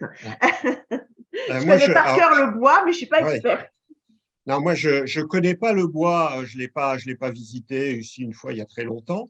C'est la seule chose que je peux vous dire, c'est que, et ça pour moi, ça parle énormément aussi, c'est que l'Office national des forêts a fait il y a 15 ou 20 ans une étude sur ce qu'on appelle l'entomofaune saproxylique, c'est-à-dire, alors, c'est un nom barbare, désolé, mais ce sont les coléoptères, les insectes qui se développent dans le bois mort. Ces insectes sont extrêmement menacés à l'échelle nationale, à l'échelle européenne. Et le rapport qui avait été fait par le labo de, je regarde Jacques, mais le labo de Quillan, donc le labo des entomologistes de l'ONF, donc des experts quand même, des vrais experts, disait que le bois de Vincennes était un des sites les plus remarquables au niveau français en termes d'entomofaune saproxylique. Donc, on a bien dans cet ensemble-là, non seulement des arbres, mais aussi un tas d'autres, un tas d'autres éléments de la biodiversité qui attestent de la très bonne fonctionnalité forestière de ces espaces. De la fonctionnalité forestière telle qu'il faut la préserver, quoi. Ça, c'est clair. Alors bravo David, c'est vrai, malheureusement la faune, on y passe régulièrement avec le naturaliste que peut-être tu connais, Étienne Piéchaud, qui a fait beaucoup de rapports entre autres sur le bois de Vincennes. Malheureusement la faune disparaît d'au moins 40% ces 2 dernières années du fait effectivement des coupes rases qui ont été faites. Et en fait il y a une sanctuarisation. Bon, on essaie de se battre pour qu'on sanctuarise plus, mais bon effectivement ils essayent de sanctuariser, mais malheureusement il y a énormément de coupes rases pour changer pour d'autres espèces. Et en fait, les animaux, on sait très bien qu'il y a beaucoup d'animaux. Alors, c'est vrai pour la faune un peu plus grosse, qui ne retourne jamais dans un environnement qu'il ne connaît pas. Hein. C'est vrai, on avait une dizaine de couples d'éperviers, on n'en a plus que 2. Et bien sûr, dans tous ces abattages, et j'ai assisté au dernier, lundi matin dernier, et ben on imagine tous ces milliers d'insectes. On a effectivement un capricorne du chêne jusqu'à, enfin bon, moi j'ai pas cité la liste des insectes, sinon on est là à 23 heures. Et on a les champignons qui sont effectivement, et on est en période d'hibernation des chauves-souris. Donc on abat les arbres en ce moment alors que les chauves-souris hibernent. Et ça, c'est terrible. J'arrête de parler, sinon Angela va me gronder. Ah non, tu connais ton sujet. Et tu passeras une annonce après à la fin pour l'appel au 21 janvier, d'accord? Mais on fera ça à la fin, s'il te plaît. Il y a Véronique Robert qui veut prendre qui a levé la main. Véronique. Et après, je passe aux questions suivantes. Véronique, votre micro. Oui, effectivement. Non, parce que quand on a parlé du bois de Vincennes, non, je voulais dire que, bon, pourquoi ça a été préservé si longtemps? C'était vraiment une forêt, parce que c'était des forêts royales, en fait, où le roi venait chasser. Donc, c'est pour ça que ça a été préservé longtemps. Maintenant, c'est classé, mais comme il passe toujours outre les classements, ça ne veut plus rien dire, les classements à Paris, malheureusement. Donc, on a eu ce que j'ai expliqué tout à l'heure, c'est les arrosages automatiques. Puis j'ai appris par Marie-Noël que ça continuait vers les minimes, etc. Nous, on a eu ça sur l'île de Bercy. À sauver d'une soi-disant baignade écologique, en fait, ça aurait été une baignoire en plastique sur le lac Daumesnil, parce que quand ils ont fait les prélèvements, ils se sont aperçus qu'il y avait les fientes toxiques des oies bernaches dans le lac, donc on ne pouvait pas se baigner dans le lac directement. Et heureusement, il n'y a qu'une entreprise qui a répondu à l'appel d'offres et c'était trop cher pour le budget de la mairie de Paris. Donc, par représailles, on a eu les arrosages automatiques installés partout, des tranchées, etc., des espèces de barrières vertes en plastique, je vous expliquais. Donc, l'île de Bercy, en plus, c'est une île où les oiseaux migrateurs viennent nicher. Donc, on a d'ailleurs des panneaux tout autour du lac, vous connaissez peut-être, on voit tous les oiseaux qui passent, etc. Donc, voilà, c'était pour vous dire que le classement, c'est pas forcément... on ne peut pas respecter, en fait. C'est triste. Mais l'histoire, c'est ça. C'était des chasses royales, tout ça. C'est vrai que c'est plus... Alors, évidemment, son argument, tout le temps, la mairie de Paris, c'est de dire « Oui, mais c'est de l'artificiel, c'est du jardin, etc. C'est pas de la forêt d'origine. » N'empêche que, si, il y a quand même des arbres encore, je pense, qui sont d'époque. Voilà. Vu la circonférence des troncs, à certains endroits, il y a des arbres magnifiques quand même. Il faut vraiment y aller. Il faut aller voir. Île de Bercy et l'île de Reuilly qui est juste attenante à côté. Malheureusement, on a appris qu'il y aurait des festivités. Alors là, bon, une boîte qui s'installe, des copains de la mairie là, qui vont faire des fêtes jusqu'à 2 heures du matin et tout. Ça va perturber tous les oiseaux, la biodiversité. On ne comprend même pas pourquoi ils gardent encore des horaires spéciaux, des fermetures plus tôt, etc. sur l'île de Bercy, s'ils veulent aménager tout ça, quoi. Alors, un peu dégoûté. C'est dommage d'ailleurs que, bon, enfin bref, il faudrait faire quelque chose encore pour le bois de Vincennes. Véronique, on va aborder les autres questions parce qu'il y a d'autres. Oui. Voilà, je repasse, il y a David qui voulait intervenir. Non, juste pour l'anecdote, bon, je ne suis pas royaliste du tout, hein, mais le pays d'Europe où il y a la plus grande densité de chênes anciens, donc de chênes qui ont 500, 600 ans, c'est l'Angleterre. Et pourquoi l'Angleterre? Parce que tous ces chênes-là sont dans les forêts royales d'Angleterre, dans lesquelles il y a eu une interdiction assez stricte de tout abattage pendant des siècles. En fait, pendant des siècles, les rois d'Angleterre voulaient que ces forêts ne servent qu'à la chasse. Donc, il y avait quelques abattages qui étaient faits pour alimenter les cheminées du coin. Mais globalement, on a tout laissé vieillir et on se retrouve aujourd'hui avec le pays d'Europe qui présente le plus grand nombre, la plus grande densité de très vieux chênes, sachant que l'Angleterre, c'est 10% de taux de boisement, donc 3 fois moins que la France. Voilà. OK, merci. Alors, les questions suivantes, là, ça touche les tailles. Donc, aussi bien notre ami Jocelyn de Chambéry et Marie-Noël. Donc, d'abord, il y a la question du bon élagage et la bonne période. Pour Jocelyn, il y a une adjointe à la mairie de Chambéry qui lui a dit qu'il était préférable d'élaguer au printemps car les arbres cicatrisaient plus vite. Qu'en était-il? Voilà. Et voilà, on aimerait bien savoir un peu parce que les élagages, ça c'est aussi c'est le problème récurrent où on ne sait jamais, du moins, on sait que ce n'est pas forcément bon, mais on aimerait bien savoir, avoir les clés aussi, les mots pour leur… voilà. Il va falloir dire à la ville de Chambéry qu'ils sont totalement à côté de la plaque, quoi, parce que, voilà, après, peut-être que dans l'assistance, il y a des gens qui sont plus compétents que moi en termes d'élagage, parce que moi-même, je n'ai pas été élagueur, mais globalement, voilà, s'il y a bien une saison à laquelle il ne faut pas réaliser de taille, c'est bien au printemps. Donc, globalement, les tailles, c'est plutôt effectivement des tailles qu'on fait en hiver. Il y a quelques tailles qu'on fait en période de végétation, ce qu'on appelle les tailles en verre, certains éclaircissements de houppiers très modérés, certaines tailles de formation.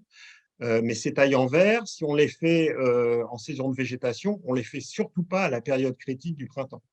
Donc, s'il y a bien une période à laquelle on ne fait aucune taille, à la fois pour l'arbre et à la fois pour la biodiversité, et notamment pour la vie faune, mais aussi pour les chauves-souris, c'est bien le printemps. OK, c'est clair. Et par rapport… Et donc, oui, mais alors, justement, pour les bonnes périodes, ça veut dire que la meilleure… Est-ce qu'il y a des arbres, quand même, tu viens de le dire, par rapport… Est-ce qu'il y a des arbres, quand même, qui échappent à ça? Et est-ce qu'il y a, par rapport aux arbres que nous, on rencontre le plus fréquemment dans nos villes, les arbres d'alignement? Parce que nous, en tout cas, moi, j'assiste à des tailles, j'ai l'impression que c'est toutes les saisons. Ça taille sans arrêt, sans arrêt, sans arrêt. Oui, parce que le problème, c'est que souvent, du moins moi, ce que j'entends, c'est qu'effectivement, les interventions en taille d'entretien, c'est un peu la variable d'ajustement des collectivités. Donc, on fait les tailles, certaines tailles, hein, je ne dis pas tous, mais on fait certaines tailles quand on a du temps et qu'on ne sait pas quoi faire avec, voilà, parce qu'on n'a pas d'autres chantiers en cours. Si on prend par exemple les fameux platanes taillés sur tête de chat, donc effectivement, ces platanes qui ont des charpentières, des grosses branches qui se terminent effectivement par des grosses protubérances en forme de tête de chat, si je puis dire. Les rejets, ce qu'on appelle les suppléants, toutes ces branches qui repartent sur ces têtes de chat et qu'il faut tailler périodiquement pour maintenir l'arbre, et bien ça, on le fait hors période de végétation. On le fait justement quand les réserves sont redescendues dans les têtes de chat, en fait. Donc, en fait, il faut ces élagages-là, on les fait effectivement entre novembre et fin février ou début mars. Et on prend aussi en compte le contexte climatique du moment. C'est-à-dire que voilà, il y a le problème, c'est que parfois, et surtout en ce moment, les périodes de végétation ont tendance à s'allonger un peu, quoi. Donc, si fin octobre ou en novembre, la période n'est pas encore propice, on attend. Voilà. Ok. Il y a Jacques qui peut intervenir, vas-y. Oui, Benoît, c'est Ben? Oui, parce que je ne sais pas. Il faudrait qu'il parle puisque c'est son métier. Oui, je ne sais pas. Benoît, est-ce que vous êtes Ben parce que vous êtes renommé peut-être? Benoît, vous pouvez prendre la parole. Benoît, vous m'entendez? Bon. Ah, il n'y a pas de micro. Non.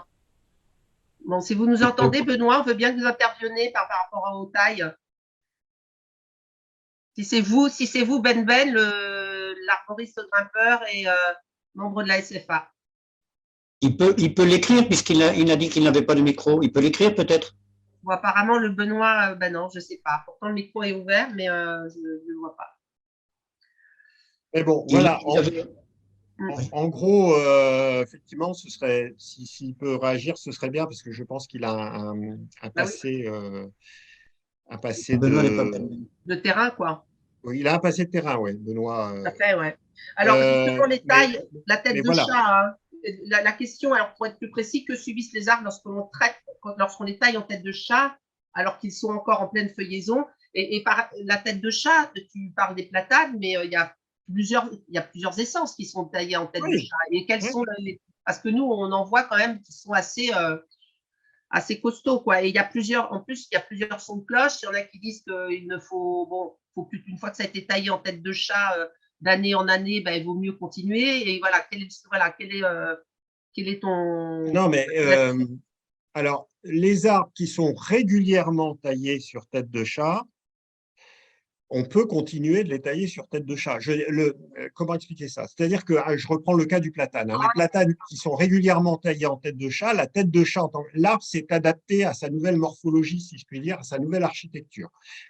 Il y a des études qui ont démontré, alors qui datent, qui ont au moins 25-30 ans, qui avaient étudié où se situaient les réserves de l'arbre durant l'hiver, selon si l'arbre n'avait pas été taillé en tête de chat ou s'il avait été taillé en tête de chat. C'était le cas du platane. En fait, un arbre qui n'a pas été taillé en tête de chat, l'essentiel de ses réserves vont se situer à la base de son tronc et au départ des grosses branches charpentières qui vont constituer son houppier. Naturellement, le platane va stocker ses réserves d'hiver à cet endroit-là. À partir du moment où il sera régulièrement taillé en tête de chat, ces réserves, elles vont migrer au niveau des têtes de chat. Donc, ce qu'il faut surtout faire quand on a un arbre sur tête de chat, c'est de ne pas couper ses têtes de chat parce que là, on lui enlève toutes ses réserves. Et tout ça pour dire, alors c'est peut-être un peu technique ce que je dis là, mais tout ça pour dire qu'au fil du temps, un arbre, et notamment un platane qui a été taillé sur tête de chat, s'est adapté à sa nouvelle organisation, à sa nouvelle morphologie. Ce qu'il faut par contre, c'est qu'un arbre qui est taillé sur tête de chat soit régulièrement taillé sur tête de chat. C'est-à-dire qu'il ne faut pas effectivement se dire un jour on va couper les branches au bout de 2 ans, et puis après on va les couper au bout de 5 ans.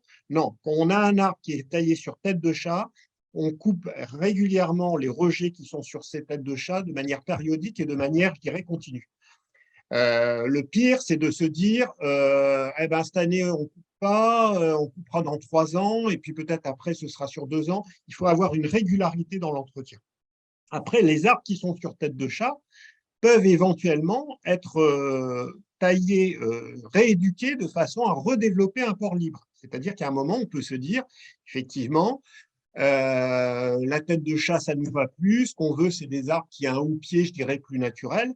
Ça, c'est aussi possible. Mais ça nécessite une approche vraiment au cas par cas. Parce que certains arbres qui ont été éduqués sur tête de chat ne seront pas forcément en capacité de supporter des branches qui vont se développer sur 25, sur 30 ans. Le poids assumé par ces branches ne sera pas forcément toujours compatible avec l'ossature et l'architecture de l'arbre, si je puis dire. Donc, c'est du cas par cas. Aujourd'hui, il y a des communes, je pense notamment à Strasbourg. Alors, je ne connais pas bien Strasbourg, mais j'étais à un colloque à Metz au printemps dernier et on a eu une intervention moi, j'ai discuté avec la ville de Strasbourg qui disait qu'actuellement, ils étaient en train de passer en revue chacun de leurs arbres qui étaient taillés pour savoir si on pouvait abandonner la taille et laisser les arbres se redévelopper librement ou si ce n'était pas possible. Pas possible vis-à-vis de l'arbre lui-même ou pas possible vis-à-vis des contraintes extérieures à l'arbre, la présence de réseaux, de choses comme ça. Tout ça pour dire que voilà, avoir un arbre taillé et décider que cet arbre ne sera plus taillé, c'est une bonne initiative, mais ça nécessite un minimum de réflexion. Ce n'est pas quelque chose qu'on peut faire de manière unanime et systématique. D'accord. Il y a Jacques et Jocelyn, et moi je voulais juste demander, est-ce que c'est pas possible cas de figure de Genève? On avait vu un super reportage où le service des espaces verts de la ville de Genève, en fait sur une période, je crois, là il y a un tiers des arbres qui vont laisser repousser encore libre. Ils vont essayer d'y aller par strates comme ça. Je ne sais pas si tu as entendu parler de cet exemple, que toute la ville de Genève en fait repassait, voilà. Ouais. Ouais. Jacques et Jocelyn d'abord, je pense qu'il va. Ouais, Jocelyn de Chambéry. Donc, les questions de justement de l'élagage et des têtes de chat étaient de Jocelyn qui va prendre la parole. Ben, je pense que c'est la question que j'avais posée, moi, par rapport aux têtes de chat. Il y en avait une aussi, je ne sais pas si tu l'as posée, parce qu'il a fallu que j'aille changer l'eau des poissons. Il a répondu, donc il faudra que tu te regardes le replay, du moins la vidéo qu'on diffusera, Jocelyn. Ok, ça marche. Par rapport au fait d'élaguer au printemps. Au printemps et tout ça, voilà, il a répondu. Ok, mais sinon, non, mais justement, alors, je voulais réagir par rapport à… Alors, Jocelyn, il ne faut surtout pas élaguer au printemps. Voilà, s'il y a bien une saison, j'ai retenu, il ne faut surtout pas élaguer au printemps. C'est bien ce que je disais, moi, mais comme les élus, eux, ils ont toujours raison et qu'ils savent tout mieux que tout le monde, même quand tu leur amènes les bouquins de Francis Allais, ils te disent que non, eux, ils savent mieux. Mais bon, voilà, comme ça, au moins, j'aurai la réponse d'un expert. Mais il y avait juste, oui, par rapport aux têtes de chat, là, justement, moi, j'avais lu un article de Monsieur Gomez de la ville de Genève, et puis j'avais vu aussi une vidéo, et puis j'ai revu encore un article. Et justement, je me demande si je vais pas aller le voir, ce monsieur d'ailleurs, mais vu que je suis pas loin. Mais justement, c'est ça. Alors lui, il dit que de toute façon, ils sont en train d'étudier par rapport aux têtes de chat. Bon, alors ils ont décidé qu'ils arrêtaient d'élaguer parce qu'il a dit on réduit la masse foliaire des arbres, alors que justement, on a besoin de plus en plus d'ombre et de plus en plus d'humidité, donc c'est aberrant. Et comme ça posait le problème de la tête de chat, lui, il dit qu'ils sont en train d'étudier le phénomène, ils vont abandonner, mais les arbres qui taillaient jusqu'à maintenant en tête de chat, il a dit il faut qu'on étudie cela sur 7 ans. Voilà. Ils vont les observer pendant 7 ans, voire pour arriver justement à ce que les arbres repartent de façon en port libre et tout ça, quoi. Et il dit que lui, il faut attendre 7 ans. Ouais, je sais pas. Jacques et puis David, je te redonnerai la parole. Oui, en fait, ce que disait David, peut-être qu'ils vont faire attention sur 7 ans, mais ça va drôlement fragiliser, ça va être un problème quand même. J'ai eu l'occasion de voir des têtes de chat abandonnées comme ça, c'est pas si simple, comme dit David. Donc il faut être attentif.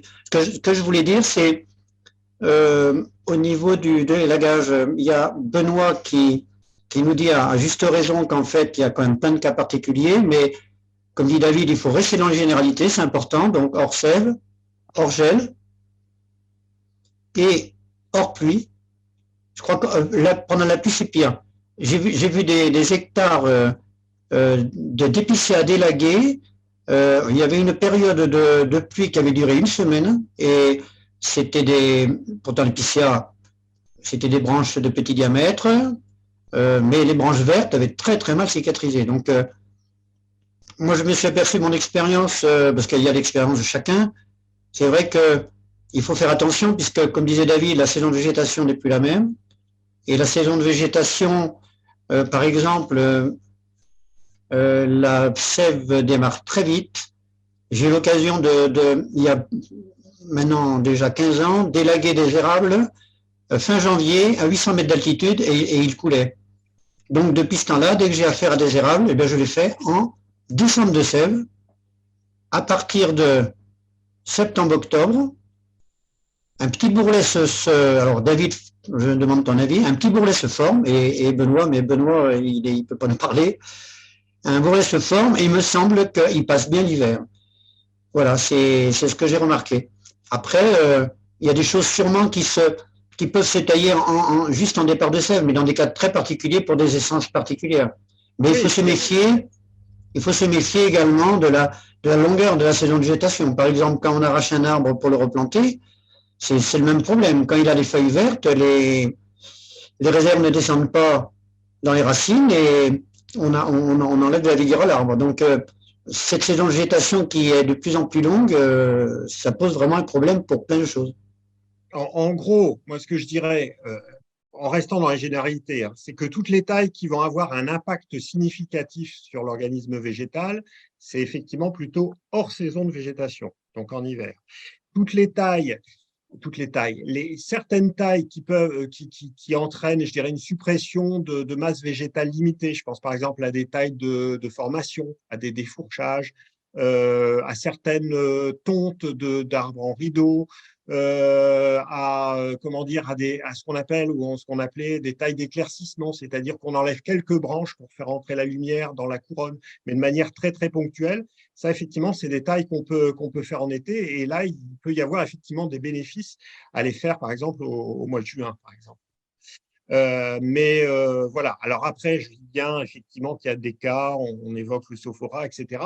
Mais voilà, la période début printemps, tant pour l'arbre que pour la biodiversité, moi je le déconseille vivement. Hein. Moi, je ne conseille jamais de taille à ces moments-là. D'accord.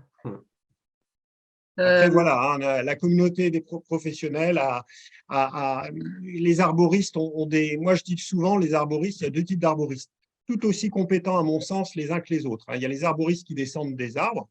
Il y a des experts qui ont plutôt un passé d'élagueurs et qui vont être particulièrement compétents sur ces approches-là, sur ces techniques-là. Et ce sont des gens extrêmement bien.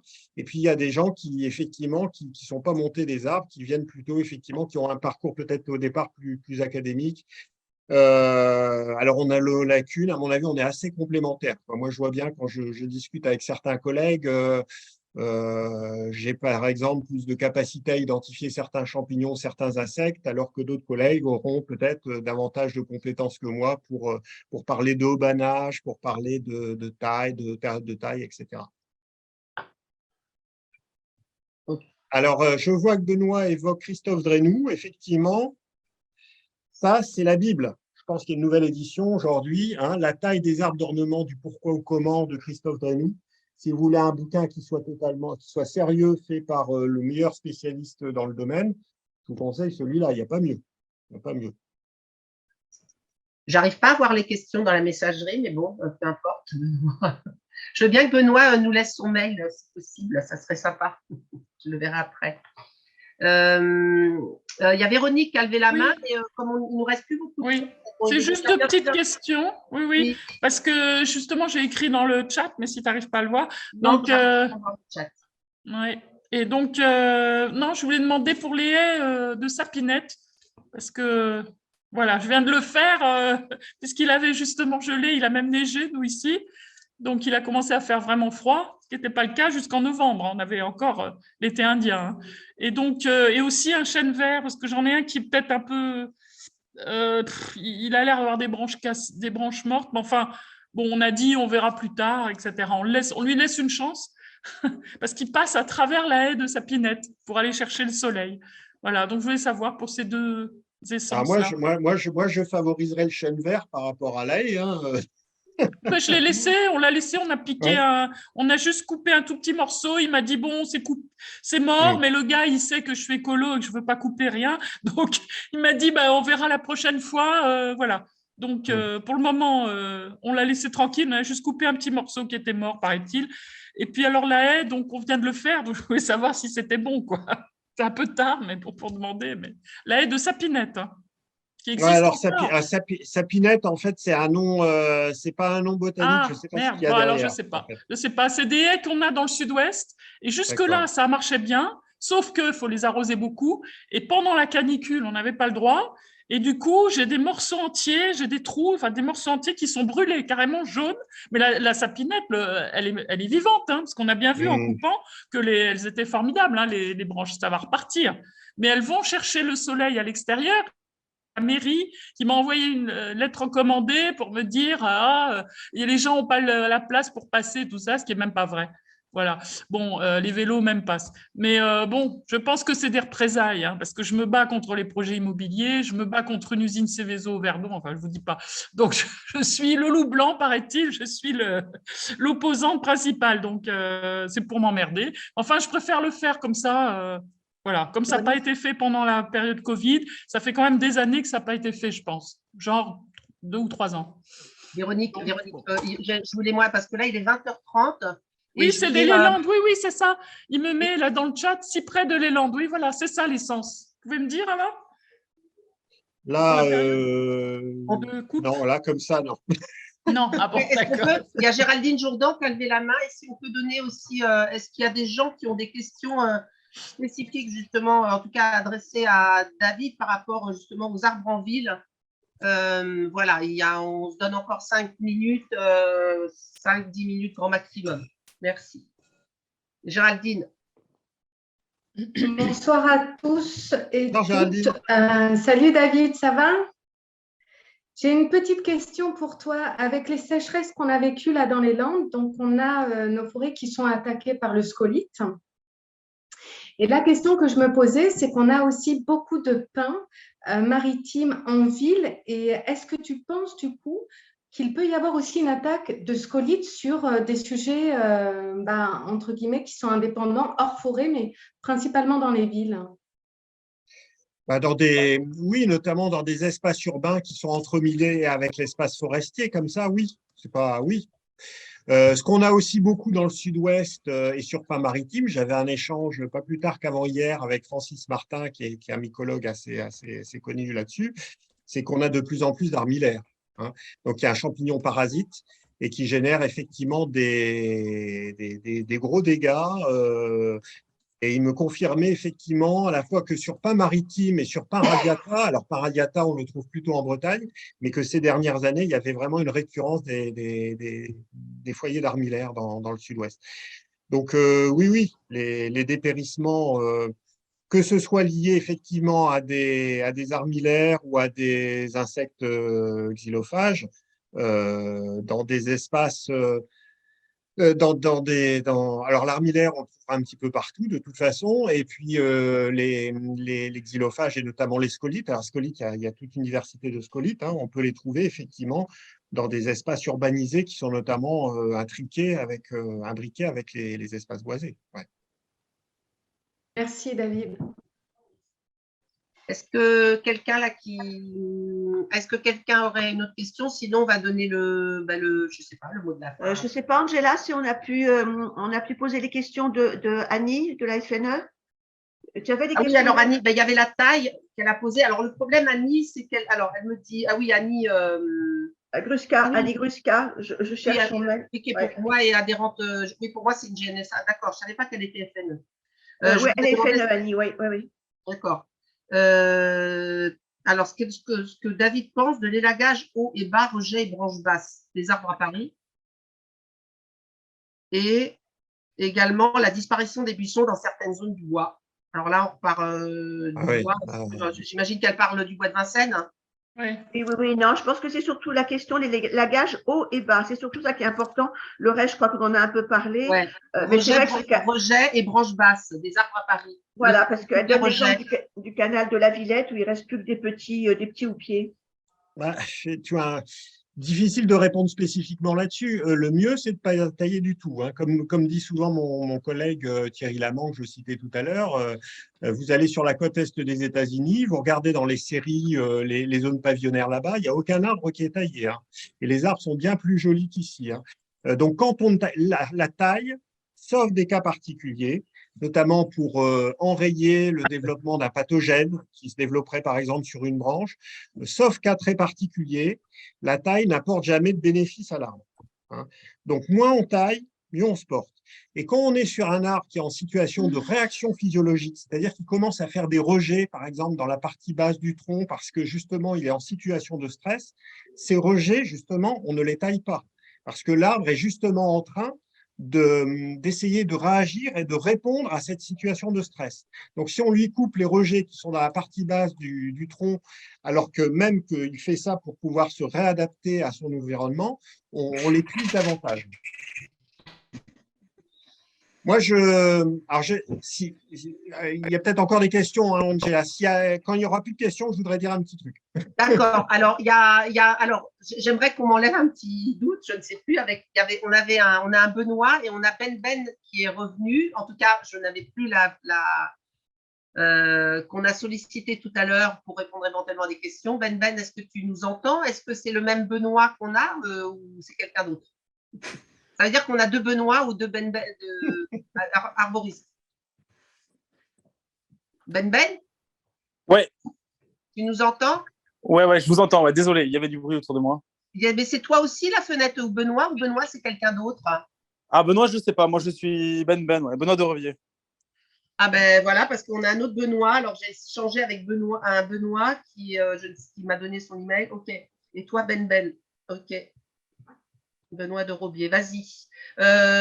On avait posé tout à l'heure, c'est dommage, tu n'étais pas là, mais il y avait des questions justement sur les tailles, les élagages, des questions, voilà, on aurait voulu avoir ton point de vue. Ouais, je peux peut-être essayer de le donner. Voilà. J'ai un peu quitté la réunion là, à un moment donné, quand ça commence à parler de risque, mais voilà. Ah, d'accord. Et est-ce que tu pourras, comme je disais, est-ce que tu pourras m'envoyer ton mail, s'il te plaît, aussi, voilà, quand on a des personnes ressources, c'est important. Et si tu veux donner ton point de vue, ben on t'écoute en disant, il est quand même 20h36, donc il ne faudrait pas non plus qu'on… Voilà. Ouais, je ne sais pas quel point de vue vous voulez avoir exactement. Ah mince. Si tu veux, nous, il y avait quand même beaucoup de questions qui tournaient alors, autour de la bonne période d'élagage, des têtes de chat, voilà, mais bon, voilà, c'était vraiment, nous, ton expérience de terrain par rapport peut-être à des commandes que tu as de la part de particuliers ou même de collectivités. Comment tu abordes ton travail, qu'est-ce que tu préconises? Ouais. Bon, alors, je vais essayer de faire assez rapide. Moi, je suis arboriste grimpeur, mais je fais aussi de la consultation, un peu d'expertise et de la formation, notamment de la formation en CS. Donc, j'enseigne à des jeunes futurs élagueurs, en fait, notamment toute la théorie qu'ils doivent apprendre pour leur certificat. Donc, effectivement, hein, comment tailler, pourquoi tailler, etc. Alors après, je ne sais pas à qui exactement je m'adresse, si c'est des professionnels ou des gens qui veulent simplement se renseigner. Et après, sur la taille des arbres, bon, il n'y a pas trop de points de vue à avoir dans le sens où, en fait, il y a déjà Christophe Drenou qui a écrit un bouquin qui existe depuis les années 2000. Donc ça fait plus de 20 ans qu'il a théorisé sur la taille des arbres d'ornement. Et je crois que tout est dedans, en fait. Donc moi, je me référence beaucoup sur son livre. Excusez-moi, le métro Rennes. Ludo, coupe ton micro. Ouais, je m'en tiens beaucoup et je m'en tiens quasiment absolument que à ces tailles, aux tailles qui sont présentées dans le livre de Christophe et pas à d'autres. Ça c'est pour l'aspect, j'allais dire, élagage. Voilà. Et alors après, sur ma façon de travailler, de voir les choses, je sais pas à quelle question il faut répondre. Alors c'est pas une question en fait. Nous, tout à l'heure, il y a eu beaucoup de questions, si tu veux, là-dessus. Bon, on va peut-être moins maintenant, ça va être un peu compliqué qu'on y réponde. Mais nous, voilà, tu comprends bien que nous, GNSA, on est quand même sur des combats locaux, sur des voilà, sur des. Si tu veux, nous, on essaye un peu ce qu'on essaye de faire et avec nos petits moyens, parce que justement, on n'a pas les connaissances et c'est pour ça qu'on fait. Et je pense que c'est bien que je pense que c'est bien que vous les ayez pas forcément. Alors, ce que je veux dire, c'est que bon, autour des arbres, il y a plusieurs acteurs, hein. Il y a les élus locaux, il y a les gestionnaires qui sont employés des collectivités et qui gèrent les patrimoines arborés, il y a les usagers, il y a les professionnels des arbres, alors que ce soit effectivement les élagueurs, les experts, et puis après, il y a les associations qui sont un peu l'aspect pression, etc. Alors moi, je crois que nous, en tant que professionnels, en tout cas, c'est intéressant de se renseigner sur le fonctionnement des associations militantes. Et c'est très bien, et on a besoin d'associations militantes pour défendre et préserver et conserver le patrimoine arboré, ça c'est sûr. Mais après, moi, je sais que il faut que nous, en tant que professionnels, on arrive à être plus ou moins impartial, hein, entre les gestionnaires et les associations. Il faut qu'on fasse notre travail de manière professionnelle. Et si on estime, pour une raison X ou Y, qu'il faut conserver l'arbre, eh ben, c'est qu'on a que dans notre étude, tout nous conduit à vouloir conserver. Que si on préconise un abattage si les risques apparaissent trop élevés, par exemple, eh ben, c'est qu'on a toutes les raisons de le faire. A priori, quoi. Alors après, on peut demander des contre-expertises sur des arbres avec plus de valeur, etc. Et après, je comprends que vous, en tant qu'asso, vous renseignez un peu, etc. Mais je pense que c'est vrai que je sais pas, mais je vois le truc, en tout cas, que le rôle des associations, c'est de faire pression directement sur les gestionnaires ou sur des décisions de gestion, de demander à ce qu'il y ait parfois des contre-expertises, ou alors que les travaux d'élagage doivent coller à, par exemple, ce qui pourrait apparaître dans le livre de Christophe sur la taille des arbres d'ornement, qui est actuellement la seule référence, même en Europe, j'allais dire. Et après, c'est à nous, en tant que professionnels, à respecter et à faire correctement notre travail, quoi.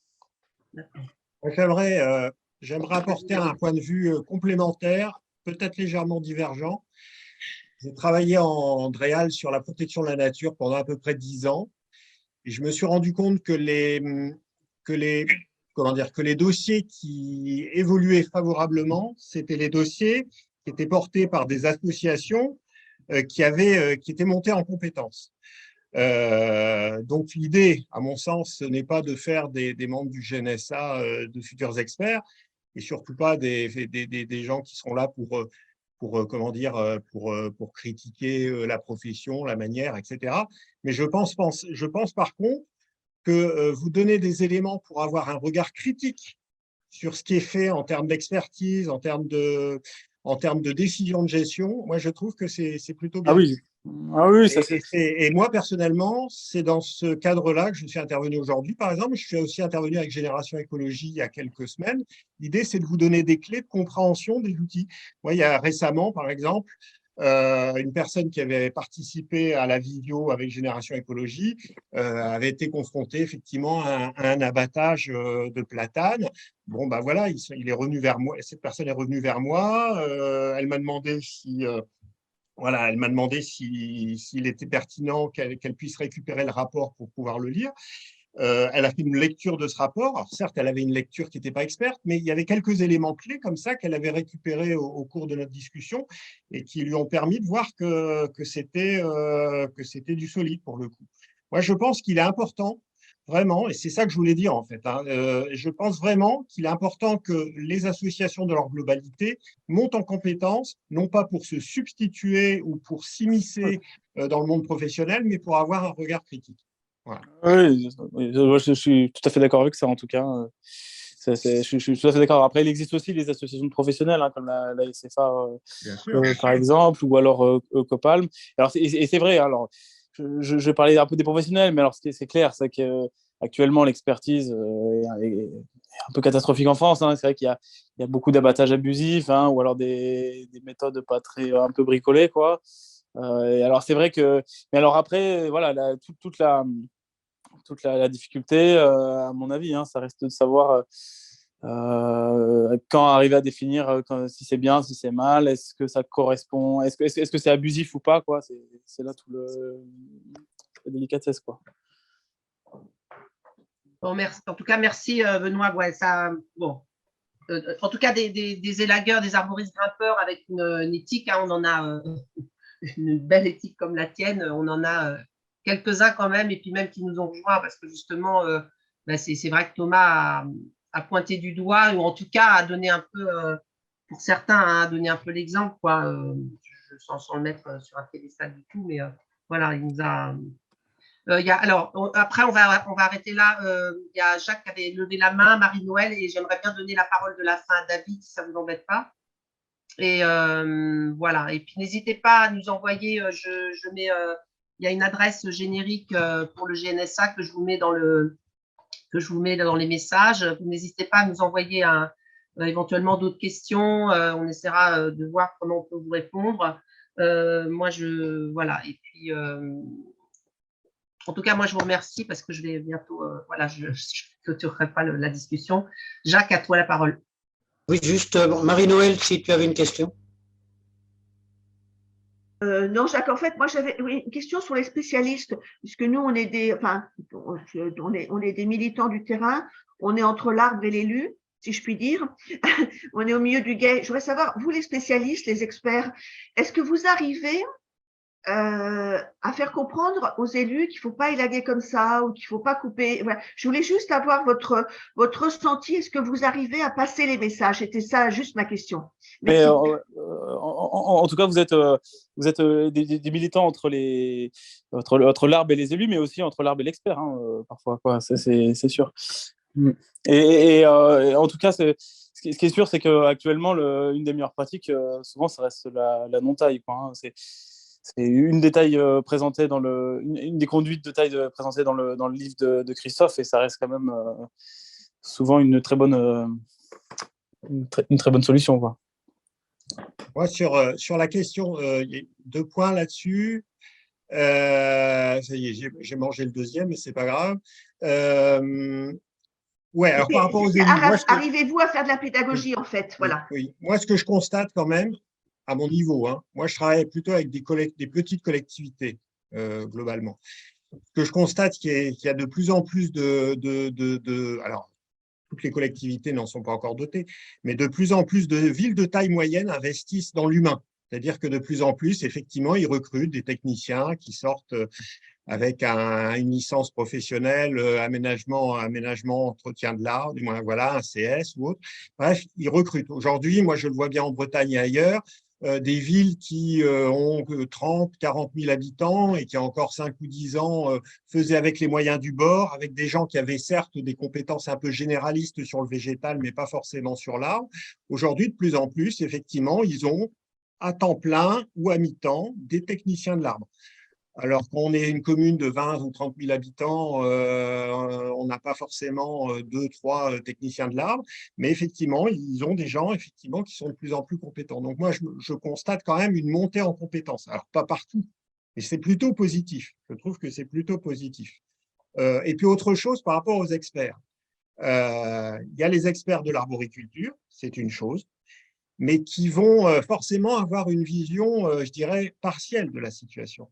Face aux experts de l'arboriculture, il nous faut des experts naturalistes, il nous faut des experts du paysage, il nous faut des experts de la communication, il nous faut des experts de l'urbanisme.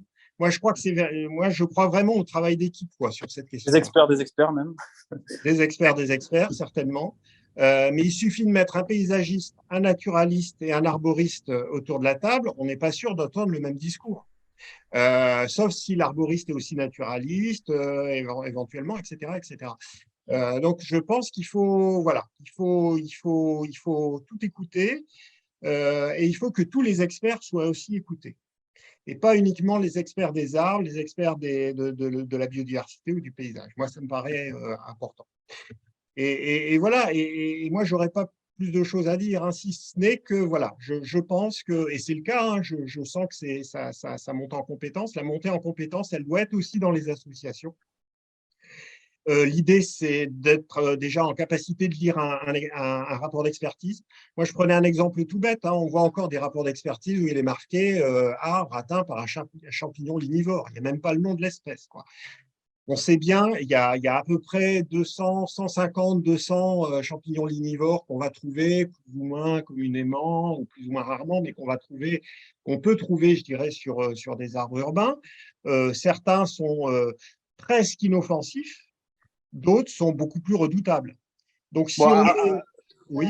Moi, j'ai même un rapport phytosanitaire fait par un expert de l'ONF qui dit que les arbres ont du chancre, ce qui est totalement faux, parce que j'ai fait faire une contre-expertise. Ouais, c'est ça. Donc, est-ce que l'expert ne dit pas les choses quelquefois selon qui paye?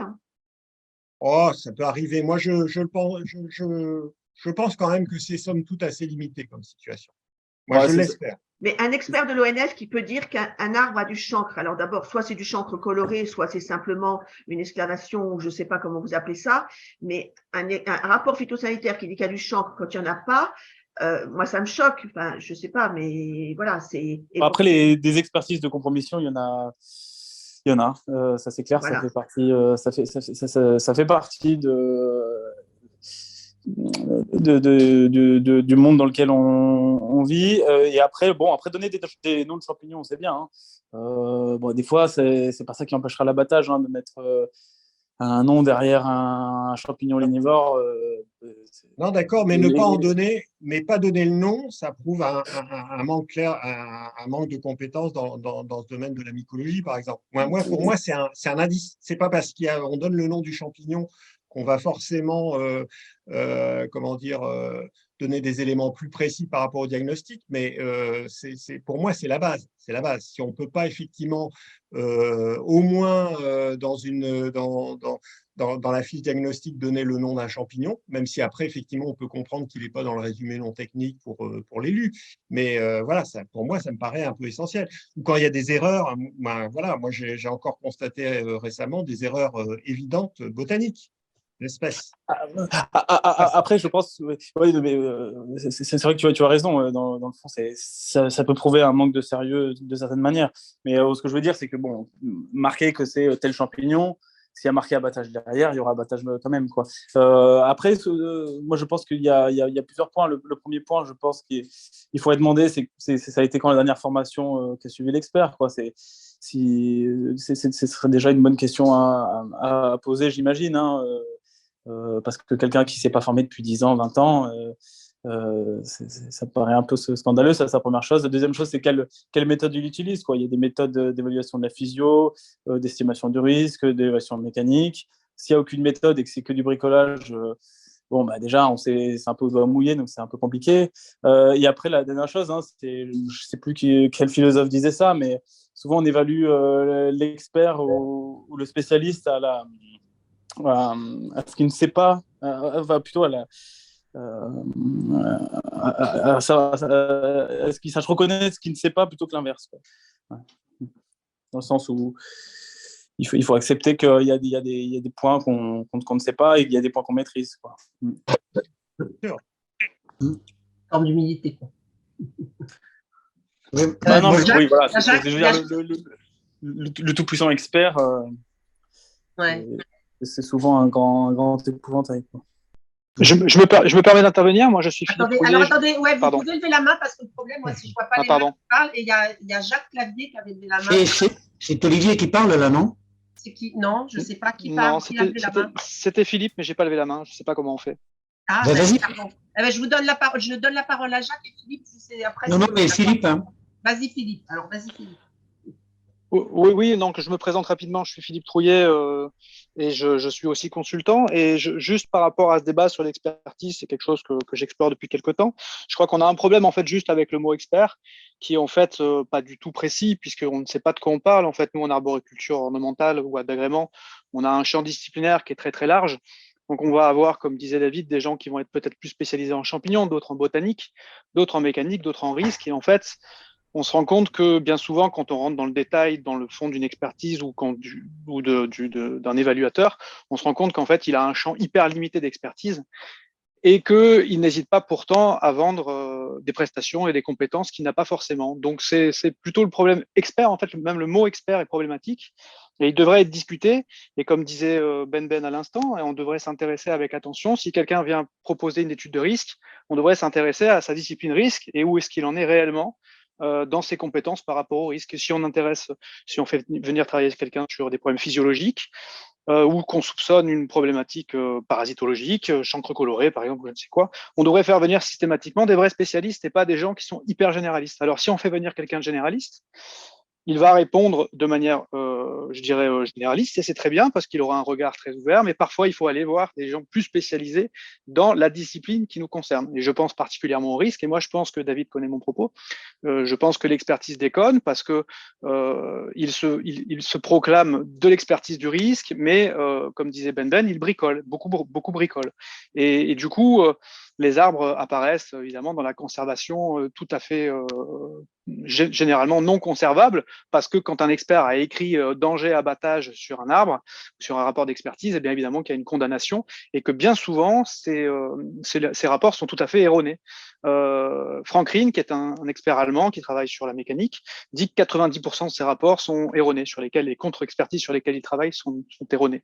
Nous, dans notre expérience, sur les contre-expertises sur lesquelles on travaille, c'est 70%, à peu près 2 sur 3, où les experts ont raconté strictement n'importe quoi. Donc finalement, je pense que comme David et Ben, je pense que les associations ont une véritable force à faire valoir, mais je crois qu'elles devraient être très méfiantes du peuple professionnel qui a tendance à freiner les avancées. Et au contraire, comme disait pour le coup David à l'instant, ce sont les associations militantes qui vont finalement faire forcer un petit peu la main pour que tout le monde bouge un petit peu. Voilà, c'est ce que je voulais dire. Ça fait peur. Je trouve ça très pessimiste, ça fait vraiment peur. Mais en fait, la plupart des gens qui sont ici et au GNSA ont tendance toujours à demander une contre-expertise, et il nous manque beaucoup d'experts parmi nous, quoi. Mais déjà, c'est systématique. La plupart des militants doutent et font cette demande et recherchent une autre expertise. C'est exactement ce que tu dis, quoi. Après, c'est que la remise en doute, des expertises, la remise en cause des méthodes utilisées, comme a dit Philippe, c'est sûr que ça va faire bouger et ça va forcer les experts à pondre des études qui soient incritiquables, quoi, hein, qui soient vraiment parfaite, quoi. Et c'est vrai que vous avez un vrai rôle à jouer. Et c'est pour ça que je disais tout à l'heure, je ne sais plus votre adhérente, qui disait qu'elle était entre l'arbre et les élus. Hein. Mais entre l'arbre et l'expert, c'est clair qu'il y a une vraie force de militantisme à faire, quoi. C'est en fait comme disait David, en plus, bon, si on n'est pas trop compétent, le début, c'est quand même le nom du champignon. Et qui dit un champignon bien désigné augure d'un diagnostic qui est proche de la vérité derrière, quoi. Au moins commencer par ça. Pas forcément, hein. On peut avoir effectivement, c'est pas parce qu'on a effectivement un champignon qui a une certaine activité vinivore que forcément l'arbre derrière est condamné. Donc il n'y a pas forcément une dichotomie entre telle espèce champignon et tel niveau de risque, loin de là. Moi, ce que je voudrais par contre dire, c'est que l'approche d'un arbre, moi, j'entendais Philippe tout à l'heure qui disait oui, si la priorité, c'est l'analyse de risque, il faut aller voir un spécialiste de l'analyse de risque. Le problème, c'est qu'il y a toujours plein de priorités. Quand on est face à un arbre dans un parc, il y a l'analyse de risque, il y a l'enjeu lié à la biodiversité, il y a. Voilà, donc, moi, ce que j'entends, c'est qu'il y a le généraliste. Derrière, le généraliste ne peut pas forcément systématiquement appeler un spécialiste en particulier, parce qu'il y a plusieurs enjeux. Et je pense que dans notre domaine, les enjeux, on les voit peut-être de manière aussi un petit peu partielle, et notamment des enjeux tels que celui de la biodiversité, par exemple. Je voudrais, et puis il y a quand même une question. Alors moi, je veux juste rebondir sur ce qu'a dit Philippe par rapport à. Alors déjà, quand on obtient le bilan phytosanitaire, déjà c'est une bonne chose. Hein. Quand on arrive à faire à demander une contre-expertise, déjà, c'est qu'on est bien avancé dans nos démarches auprès des collectivités, des élus. Et il y a une question importante qu'a posée Philippe là dans le chat, parce que ça, c'est des cas de figure qu'on a vus sur certaines de nos antennes. Est-il normal qu'une société qui fait une expertise, donc qui fait un rapport phyto, soit la même qui va abattre les arbres? Dans le fond, au moins, ils verront bien s'ils ont fait une erreur ou pas dans le diagnostic. Hein. Pardon? Ils le verront vite par eux-mêmes s'ils ont fait une erreur dans le diagnostic. Si c'est la même société qui abat les arbres et que si l'arbre est plein, et machin, enfin, une fois qu'on abat l'arbre, qu'on a diagnostiqué, on se rend vite compte de si notre diagnostic a été juste ou pas, quoi. D'accord, mais quand il y a une… Donc c'est tout à fait… du moins, il n'y a rien de… On va dire de… Comment on peut dire? Déontologiquement discutable. Voilà, exactement. Ça dépend dans quel état d'esprit c'est fait, en fait. Ça dépend de la déontologie de l'entreprise. Voilà. Vous pouvez poser un diagnostic et réaliser les travaux derrière. Si vous êtes dans une certaine déontologie, ça ne pose pas de problème. Je me permets ce parallèle avec la médecine qui est toujours hasardeux, mais le chirurgien pose un diagnostic et opère derrière. Alors on sait qu'il y a des dérapages et qu'il y a des chirurgiens qui opèrent trop, mais on espère en tous les cas que ces gens le font avec une certaine éthique. Donc en arboriculture, je pense que le futur sera… Enfin, en tous les cas, c'est ma vision, comme ça l'a été un moment en médecine. On a séparé en médecine à un moment la chirurgie et les médecins, ça a été une erreur qui a duré longtemps, des siècles, mais on a fini par réunir les deux. Et je pense que le futur passera par des arboristes qui soient capables de poser un diagnostic et de couper la branche qu'il faut couper ou d'abattre un arbre qu'il faut abattre.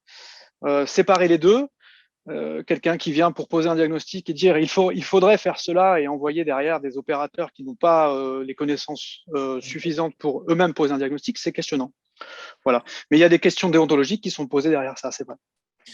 Et au-delà de ça, moi, je pense que c'est pour certaines entreprises, en tout cas, ça peut être formateur de plein de manières. Si tous les experts passaient derrière les travaux qu'ils ont fait en diagnostic, on apprendrait beaucoup, hein.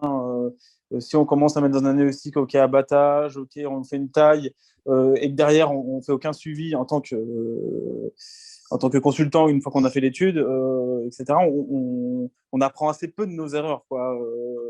On en passe souvent l'occasion, en tout cas. Donc, mais ouais, donc moi, en tout cas, pour répondre plus précisément à votre question, c'est pas forcément choquant, mais tout dépend, comme a dit Philippe, de la déontologie de l'entreprise et dans quel état d'esprit, et si c'est juste pour faire de l'argent ou si c'est pour faire de l'argent et puis en même temps monter en expérience dans ces diagnostics et dans ces travaux, quoi.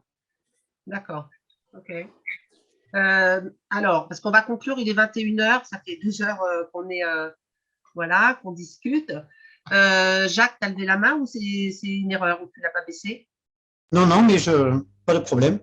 Donc, je vais donner le mot de la fin à David. Et alors, moi, je propose une chose. Je vous prends au mot, en fait, Benoît, Philippe. Il y a pas mal de choses, je pense, si vous seriez d'accord. Bon, ce soir, c'est ce que je disais en début de réunion, Thomas est souffrant. Mais je pense que ça serait, si vous êtes OK, Philippe, ça serait bien si vous pouviez m'envoyer votre mail, je ne sais pas si vous l'avez déjà fait, dans le chat là, et j'aimerais bien vous envoyer un petit mail groupé à tous les trois et vous proposer éventuellement qu'on fasse une réunion avec nos antennes locales, je ne sais pas, en début d'année prochaine, si ça vous dit. En tout cas, vos remarques sont super intéressantes, super pertinentes. On a plein de choses à apprendre, nous encore, et voilà. Si vous êtes OK, moi, en tout cas, moi, à titre perso, je pense que tout le monde serait OK aussi. Voilà. Et puis, donc voilà, merci. Si Philippe peut me laisser son mail, je vous ferai un mail. Je vais laisser le mot de la fin à David. Il y a juste une annonce que Marie-Noël aimerait faire. Il y a un événement important pour les gens qui habitent en région parisienne ou qui seraient de passage. On a parlé longuement de la situation du bois de Vincennes, voilà, il y a un intercollectif autour des communes Vincennes, Montreuil, Bagnolet, Fontenay, tout ça qui est en train de se faire pour un gros événement, le samedi 21 janvier. Donc, si tu peux dire 2 mots, Marie-Noël, et après, je donne le mot de la fin à David. Bien sûr. Alors moi, je suis très gênée parce que Jacques voulait parler depuis un moment et puis il m'a laissé de manière galante la parole. Après, il a laissé de manière galante à je sais pas qui la parole. Donc d'abord, Jacques, qu'est-ce que tu avais peut-être un truc à dire avant? Excuse-moi, Jacques. Non, c'est bon? T'es sûr? Bon, d'accord, parce que ça me gêne là. Bien. Alors, on a parlé des forêts royales. Alors, je suis désolée, la date qui a été retenue par une grande marche, c'est le 21 janvier. Donc voilà, pour certains, c'est jour de deuil. J'espère que ce ne sera pas le deuil des arbres.